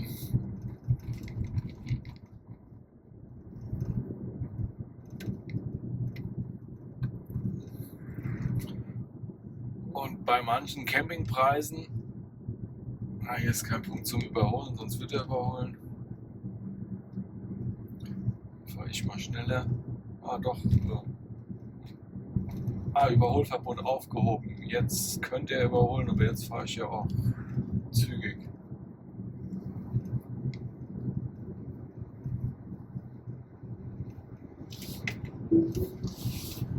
Ja, dann lassen wir es mal beim zügig fahren.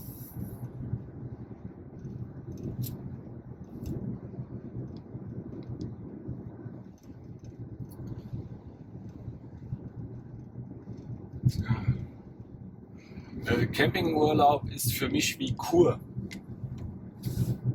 nur ein besser.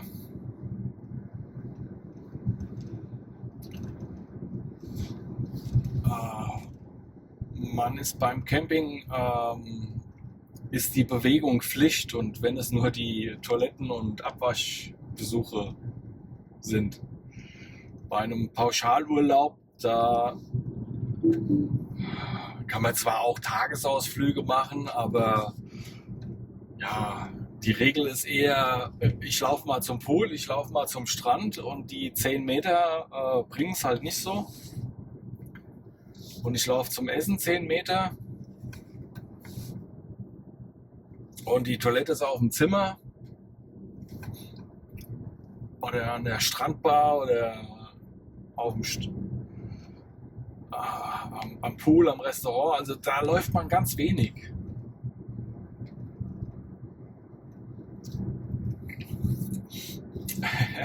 Und deshalb, damit man mehr Bewegung hat, gibt es dann extra beim Club den Clubtanz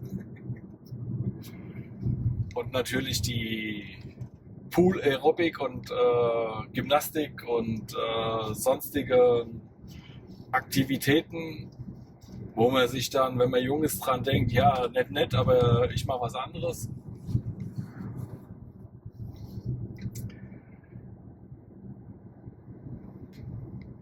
Ja, beim Camping werden diese Aktivitäten einfach in deinen Tagesablauf eingebaut, und zwar in einer Menge, die dir gut tut. Und deshalb sich selbst verpflegen, selbst zum Supermarkt laufen und einkaufen, und dann nicht der auf dem Campingplatz, sondern der im Ort, und zum Strand laufen. Ich sag mal, für die Gesundheit ist Camping ganz weit oben, ganz weit vorne.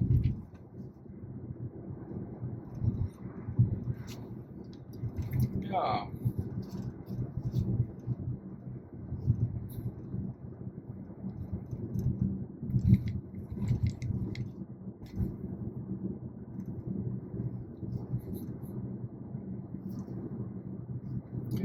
ja, abends zur Toilette laufen, das spare ich mir aber auch. Oder früh morgens. Ich habe ein tragbares Urinal mit Deckel.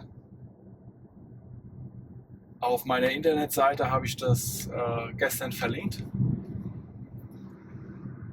weil die anderen, also ich bin ja hier in der Gruppereise und meistens alleine, was eigentlich, also für mich ist das super. Aber ja, die anderen haben sowas nicht, und wegen Scham oder keine Ahnung, weil sie nicht dran gedacht haben und weil sie es nicht kennen. Und dann wurde ich gefragt, woher ich das habe. Und es ist ja ganz praktisch, wenn man auf so wild campt, wenn man sein eigenes Urinal mit dabei hat. Ja, also kurzum, ich habe das auf meiner Internetseite verlinkt. Und zwar ist das Unisex, also für Frauen und für Männer geeignet. Und das spart einem in der Nacht oder bei Regen aufzustehen und auf eine Toilette zu laufen. Das klappt auch im Auto. Und am frühen Morgen, der erste Spaziergang, den will ich dann doch nicht so früh machen. Das klappt dann auch früh morgens. Und dann beim zweiten Morgen, morgendlichen Wasserlassen, nehme ich mein tragbares Urinal dann mit, entleere es, wasche es zweimal aus mit Wasser und schon ist es wieder einsatzbereit für den nächsten Tag. Also eine ganz saubere Sache, voll easy. Also die Wohnmobilfahrer und die Wohnwagenfahrer kennen das. Das ist bei denen ein großer Kanister und bei mir ist es ein kleiner, den ich in die Hand nehmen kann. Die machen das wahrscheinlich nur einmal die Woche oder so, bringen die ihren Kanister weg. Ich bringe meinen täglich weg. Aber es ist das gleiche Prinzip. Und da ich hier ja ein Luxuswohnmobil habe, habe ich mal hier meine Toilette erklärt. Ein Pro-Tipp ist das. Da ich die anderen in ihren Autos ja auch übernachten sehe und keiner sowas mit hat, sage ich mal, das ist ein Pro-Tipp. Und auf YouTube sehe ich dann auch immer wieder so Toiletten für Autos oder für unterwegs und da gibt es 1000 Möglichkeiten. Aber so die kleine, tragbare, die kostet 9 Euro oder 12, die Universal. Also für einen Zehner kriegt man die Vollausstattung.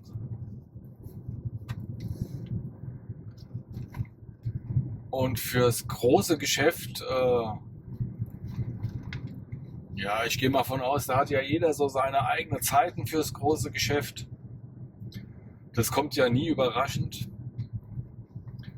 Und wenn das die Zeit ist fürs große Geschäft, ja, dann gehe ich halt aufs Campingklo, also oder in der Gastronomie oder im Einkaufszentrum. Ja. Oder ins Hotel. Also bei den Superchargern habe ich für mich entdeckt, dass die Einkaufszentren und die Hotels die besten Toiletten sind.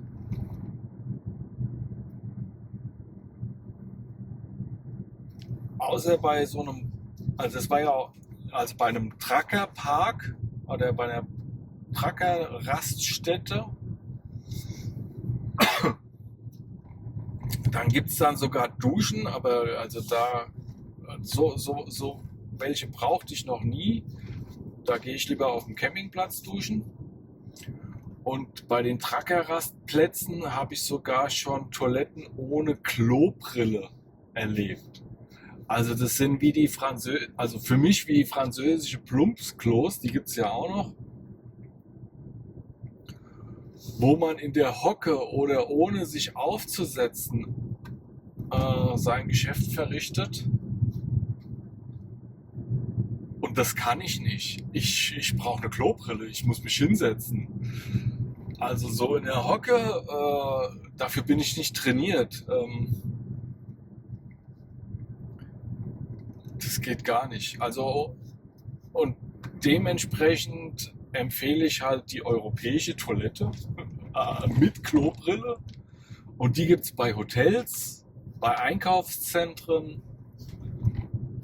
Und die Supercharger sind, sage ich mal, zu 90%, also hier in Frankreich, Spanien, Portugal, bei Hotels oder bei einem Einkaufscenter. ist dann halt nur während den Öffnungszeiten möglich. Aber die Öffnungszeiten sind genau in dem Zeitfenster, wo ich mein großes Geschäft verrichte. Und von daher alles gut. Und außerhalb der Öffnungszeiten habe ich nur das kleine Geschäft und dafür habe ich ja meine tragbare Toilette dabei. Also alles im grünen Bereich für mich. Elektroauto, Einkaufszentren, Hotels, top. Einfaches Leben, passt.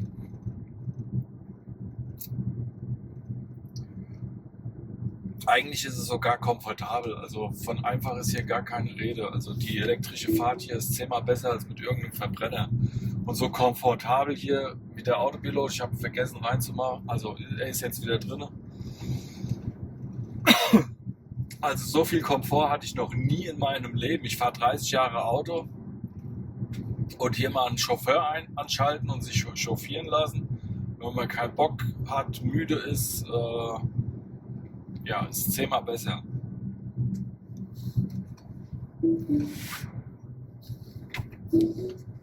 Manchmal muss man auch so nacharbeiten, aber ab Full Self-Driving ist das auch Geschichte.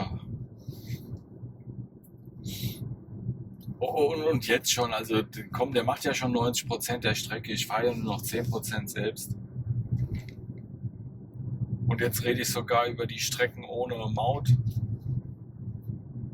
Also reine Mautstrecke ist die Prozentzahl noch höher, aber In 2 Kilometern in den Kreisverkehr einfahren und die erste Ausfahrt nehmen. 90% ohne Maut ist fantastisch.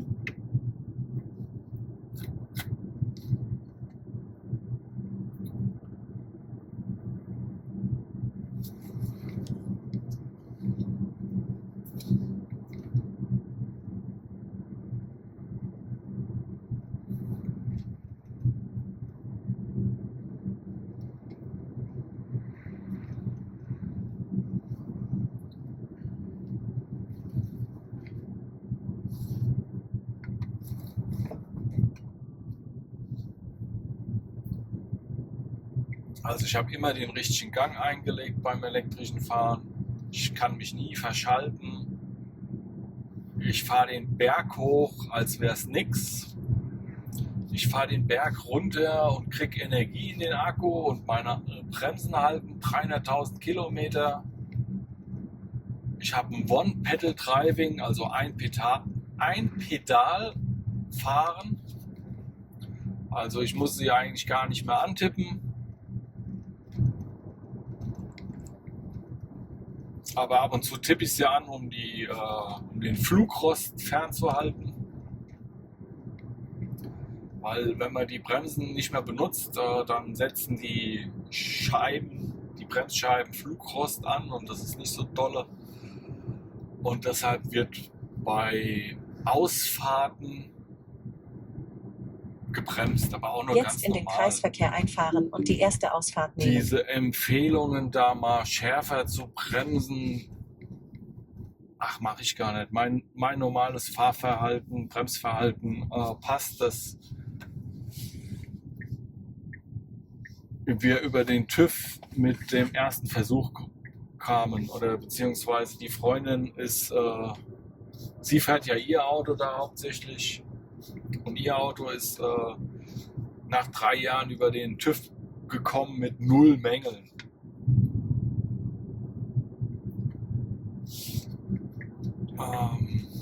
Das Auto ist nämlich so einer guten Qualität, dass das viel eher den TÜV besteht als alle anderen. In 2 Kilometern an der Ausfahrt 1 rechts abfahren in Richtung N125, Vila do Bispo. Die Fehlerquelle sitzt mehr hinter dem Lenkrad. Entweder das Bremsverhalten ist nicht gut genug und oder man beschleunigt so oft, dann können natürlich die Radaufhängungen, Radlager etc. drunter leiden, aber das ist auch wieder vom Fahrer abhängig, weil wenn man 400 PS hat und diese auch nutzt, dann ist natürlich der Verschleiß größer. Ja. Und natürlich ist er nicht gleich auf Sportwagen Materialien ausgelegt oder man hat auch nicht gleich die Sportwagen-Rennstreckenbremse, die man sich sonst nämlich übrigens immer einbauen lässt oder extra für bezahlen muss. Nein, bei Tesla wird erwartet, dass die Materialien auch für einen Sportwagen sein müssen. Nein, müssen sie nicht. Und wenn man fährt wie ein normaler, also wie die normale Nutzung, Jetzt an der Ausfahrt 1 rechts abfahren.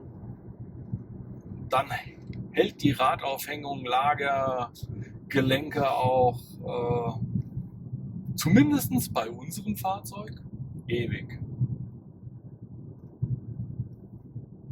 Und wenn man halt nicht nur die Schlaglöcherstrecken hat, weil darauf kommt es ja auch noch an, in welcher Gegend der benutzt wird, dann hält das ewig.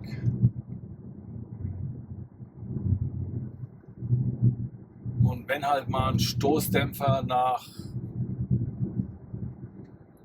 keine Ahnung, also bei normalen Autos weiß ich, sind Stoßdämpfer nach 100.000 Kilometer, können die durch sein, da brauchen wir mal neue Stoßdämpfer.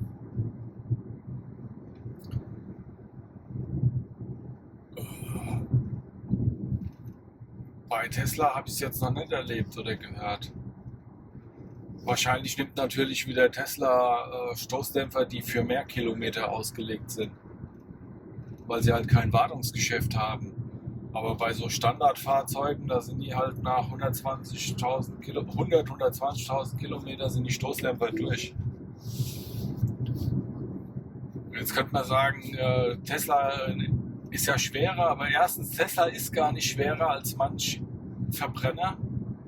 Es gibt auch Verbrenner, die sind in der gleichen Kategorie schwerer als ein Tesla. In 2 Kilometern in den Kreisverkehr einfahren und die erste Ausfahrt nehmen.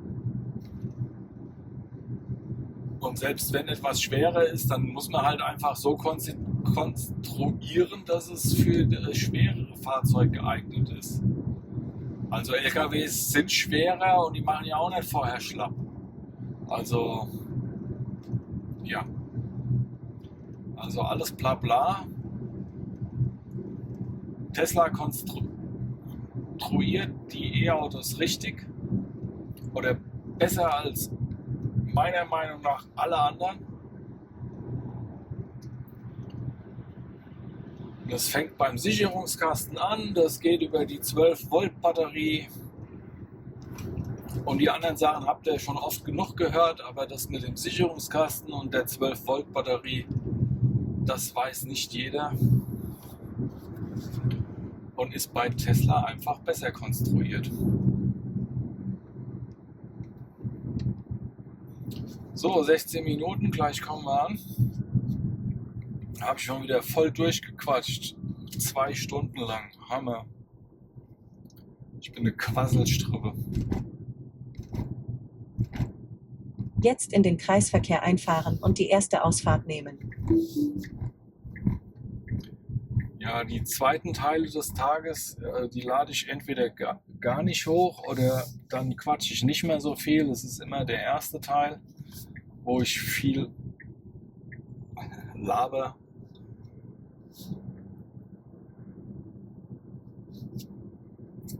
Und viele Informationen mitteile. Und der zweite Teil des Tages, dritte, vierter Teil, sind ja in der Regel 4 Supercharger pro Tag. Ja. In 300 Metern in den Kreisverkehr einfahren und die zweite Ausfahrt nehmen. Und da habe ich gestern beim Video, das ich hochgeladen habe, nur 20 Minuten am Anfang geredet. Und danach habe ich Musik gehört Jetzt in und den habe Kreisverkehr einfahren und die zweite Ausfahrt nehmen. für euch mal diese GEMA-freie Musik drüber gelegt und Zeitraffer. Also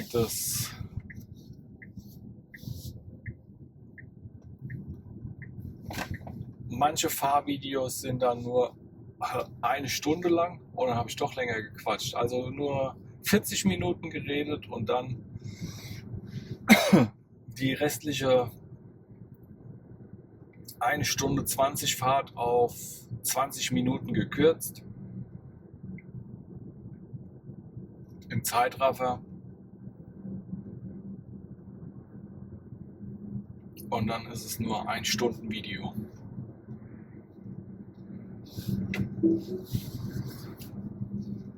Ja, aber mein Top-Video ist im Moment ein 3 Stunden Video. Volle Länge.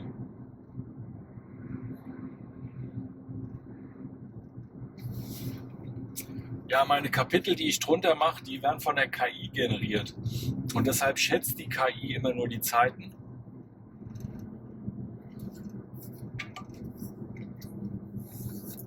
Ja, und ich muss sagen, ich habe es mal getestet.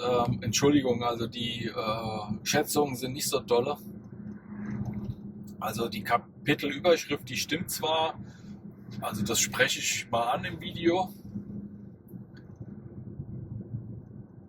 Aber die Zeiten, die stimmen vorne und hinten nicht. Also ich schreibe jetzt immer geschätzt dazu. Oder bei meinen Tests habe ich nicht die richtige Zeit gesehen. Also wenn ich so 3 Stunden Videos mit richtigen Kapiteln, da müsste ich mir ja die 3 Stunden nochmal angucken. Also und zum Teil mache ich das sogar auch, aber ich mache es nicht bei allen. Es ist too much.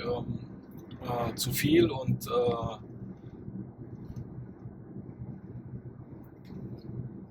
wenn man dem Text dann so folgen muss, das ist richtig Arbeit. Vielleicht sollte ich mir immer das Wort Kapitel erwähnen, wenn ich spreche. Das wäre mal ein Plan. Weil dann würde beim Transkript das Wort Kapitel rauskommen und ich In könnte 300 sie Metern in den Kreisverkehr einfahren und die gleich zweite jetzt. Ausfahrt nehmen. Also das teste ich mal. Also wir kommen jetzt zu dem Kapitel Anfahrt zum Campingplatz. Noch 12 Minuten bis zum Ziel. Jetzt in den Kreisverkehr einfahren und die zweite Ausfahrt nehmen. Und auf diesem Campingplatz werde ich dann auch voraussichtlich 2 Tage bleiben. Also immer wenn ich aktuell waren es immer nur Durchreiseübernachtungen. Und dann, wenn ich einen Campingplatz eingefahren habe, dann bin ich dort immer 2 Tage geblieben. Und wir haben jetzt den 27. März, das heißt, wir sind schon 7 Tage unterwegs, haben noch nicht die Rückreise angetreten. Also das wären ein 14 Tage Urlaub dann, oder eine 14 Tage Reise. Wenn wir morgen die Rückreise antreten würden. Ich bezweifle es irgendwie. Aber ja, ich checke ein und buche erstmal für eine Nacht und erwähne, dass es wahrscheinlich eine Nacht mehr In wird. 300 Metern in den Kreisverkehr einfahren und die zweite Ausfahrt nehmen.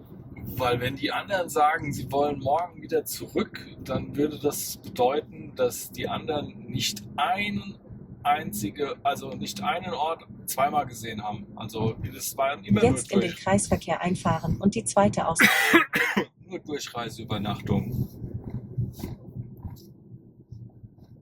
Was nichts für mich ist. Also jeden Tag weiter ist mir zu schnell.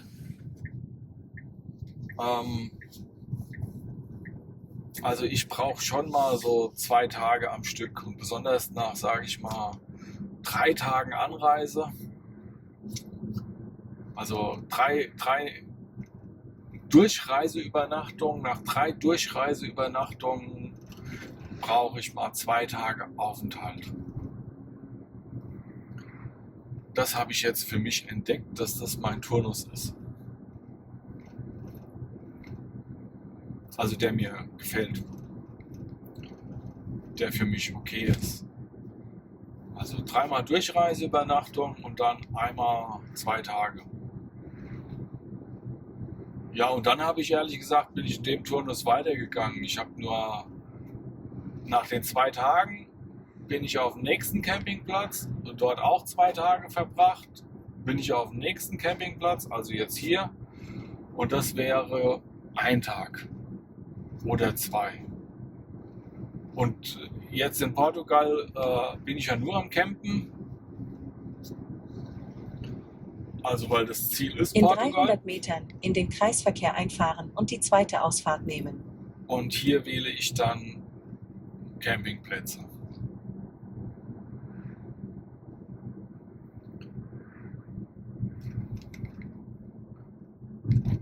Jetzt in den Kreisverkehr einfahren und die zweite Ausfahrt nehmen. Ja, vielleicht traue ich mich mal über Park4Night so Bauerncampingplätze, also Bauernübernachtungsmöglichkeiten zu wählen. Weil das stelle ich mir noch mal individueller vor.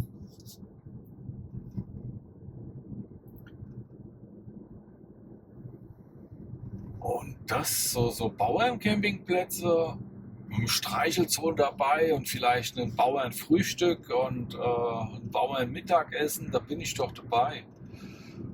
Hausmannskost, ey, das wäre der Hammer, wenn ich sowas finden würde.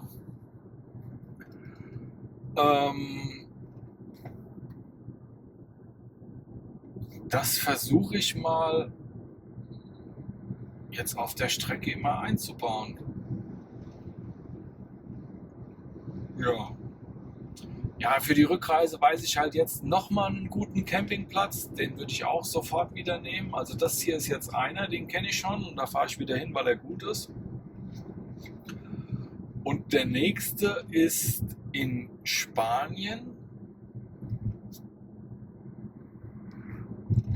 Und der hat auch ein Restaurant auf dem Campingplatz. Und das war ja fast Sterneküche. Oder ist, also für mich ist es Sterneküche.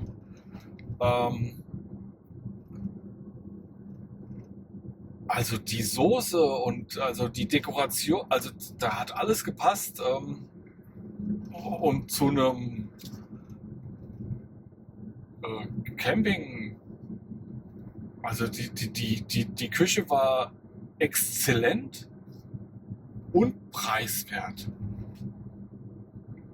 Also das war komisch, also das war viel zu gut, um wahr zu sein. Und es gab eine Bio-Limonade dazu und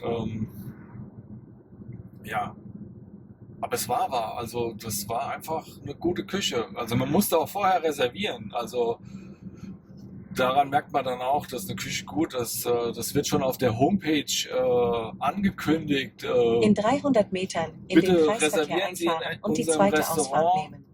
wenn Sie dort essen möchten. Und ja, jeder Platz war belegt. Also wenn im Restaurant jeder Platz belegt ist, dann müssen die was richtig machen. Jetzt in den Kreisverkehr einfahren und die zweite Ausfahrt nehmen. Besonders auf einem Campingplatz, wo jeder sich eingerichtet hat auf die Selbstversorgung. Und dann ist das Restaurant auf dem Campingplatz bis auf den letzten Platz belegt. Also, hier Clamping mit Restaurant. Hier war ein Werbeschild für den Campingplatz. Ich sag mal, wenn man aber schon so weit gereist ist, weiß man eigentlich. Aber okay. Ja. Ja, also wie gesagt, ich schwärme ja hier von der Küche, von dem Campingplatz und dann hat er auch noch so auf mehreren Ebenen Höhen und dann konnte man von dort aus auch Afrika sehen. Also das ist Nähe Gibraltar, Tarifa.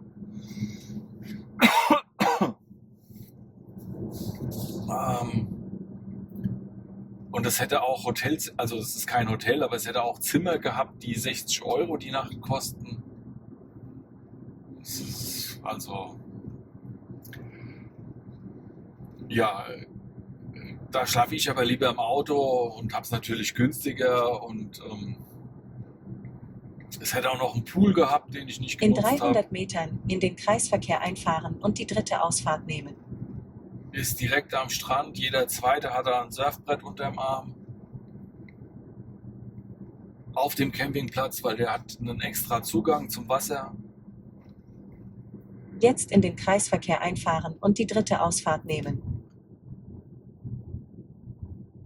Also, ich sag mal, schönes Leben. Oh, Photovoltaik auf dem Dach, sehe ich gern.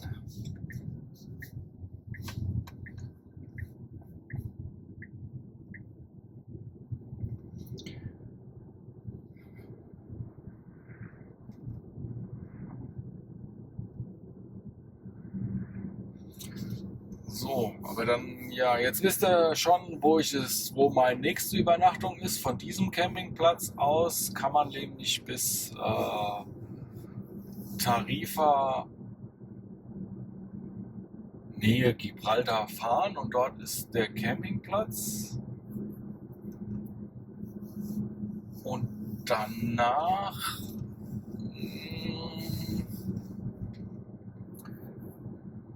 wäre eigentlich mein nächster Halt erst Nähe Alicante.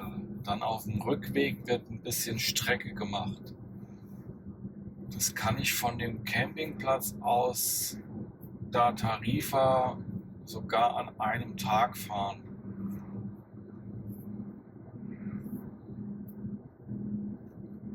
Dann hätte ich eine Möglichkeit zum Übernachten.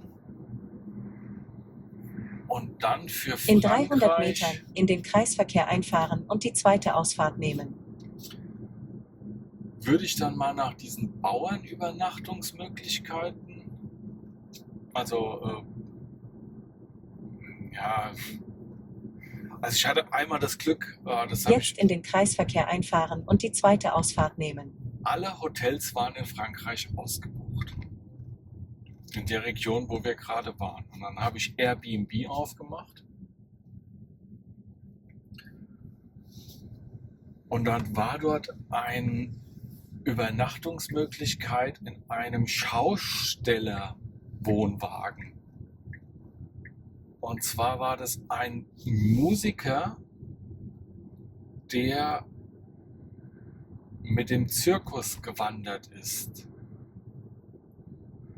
Und der hat seinen Wohnwagen, der sowas von hübsch war. Also er hat dann auch uns erzählt, wo der gebaut wurde und wo der Aufsatz herkam und so. Und ey, der war toll ausgestattet, sein Camping, also sein Wohnwagen.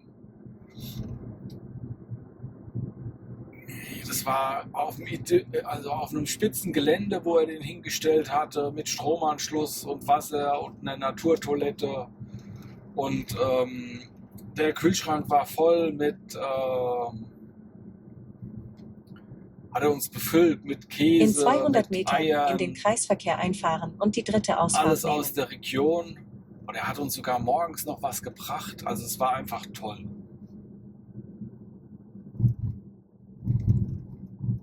Jetzt in den Kreisverkehr einfahren und die dritte Ausfahrt nehmen. Das war mehr so Hotelpreiskategorie. Aber das war es wert. Und danke, dass alle Hotels Jetzt links belegt abbiegen waren. auf Estrada EM 537. Weil sowas Tolles hätte ich sonst nie gefunden.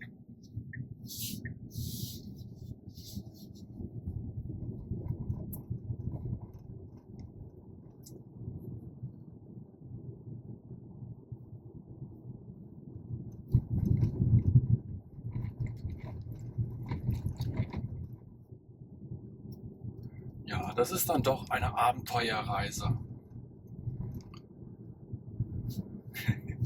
Elektrisch, Abenteuer. Haha.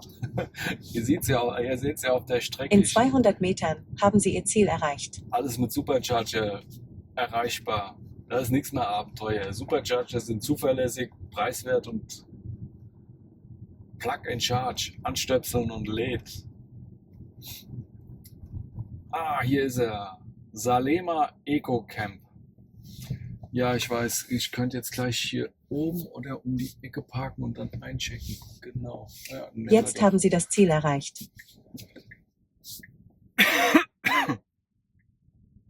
Cargas des Cargas. Das, also keine Camper, sonst werden hier abgeschleppt. Aber ich bin doch nur. Ja, also nur kurz sozusagen. Also ich halte hier und mache ein Check-in. So. Cover aufziehen. Eingecremt bin ich schon. Ich ziehe sogar noch die Jacke an. Ich darf keine Sonne mehr abkriegen. Auch nicht die 5 Meter. Es ist zwar noch so, dass es nur weh tut, wenn ich, sag ich mal, drüber kratze oder mich ganz fest berühre. Aber die ist schon im geröteten Zustand. Aber es ist gerade noch an der Grenze vor Schmerzen. Also, und genauso wollen wir es mal lassen. So, danke fürs Zuschauen. Gerne einen Daumen hoch. Abonniert meinen Kanal. Ganz wichtig, wenn euch sowas gefällt. Abonniert meinen Kanal. Vielen, vielen Dank fürs Zuschauen. Und wir hören und sehen uns. Tschüssi.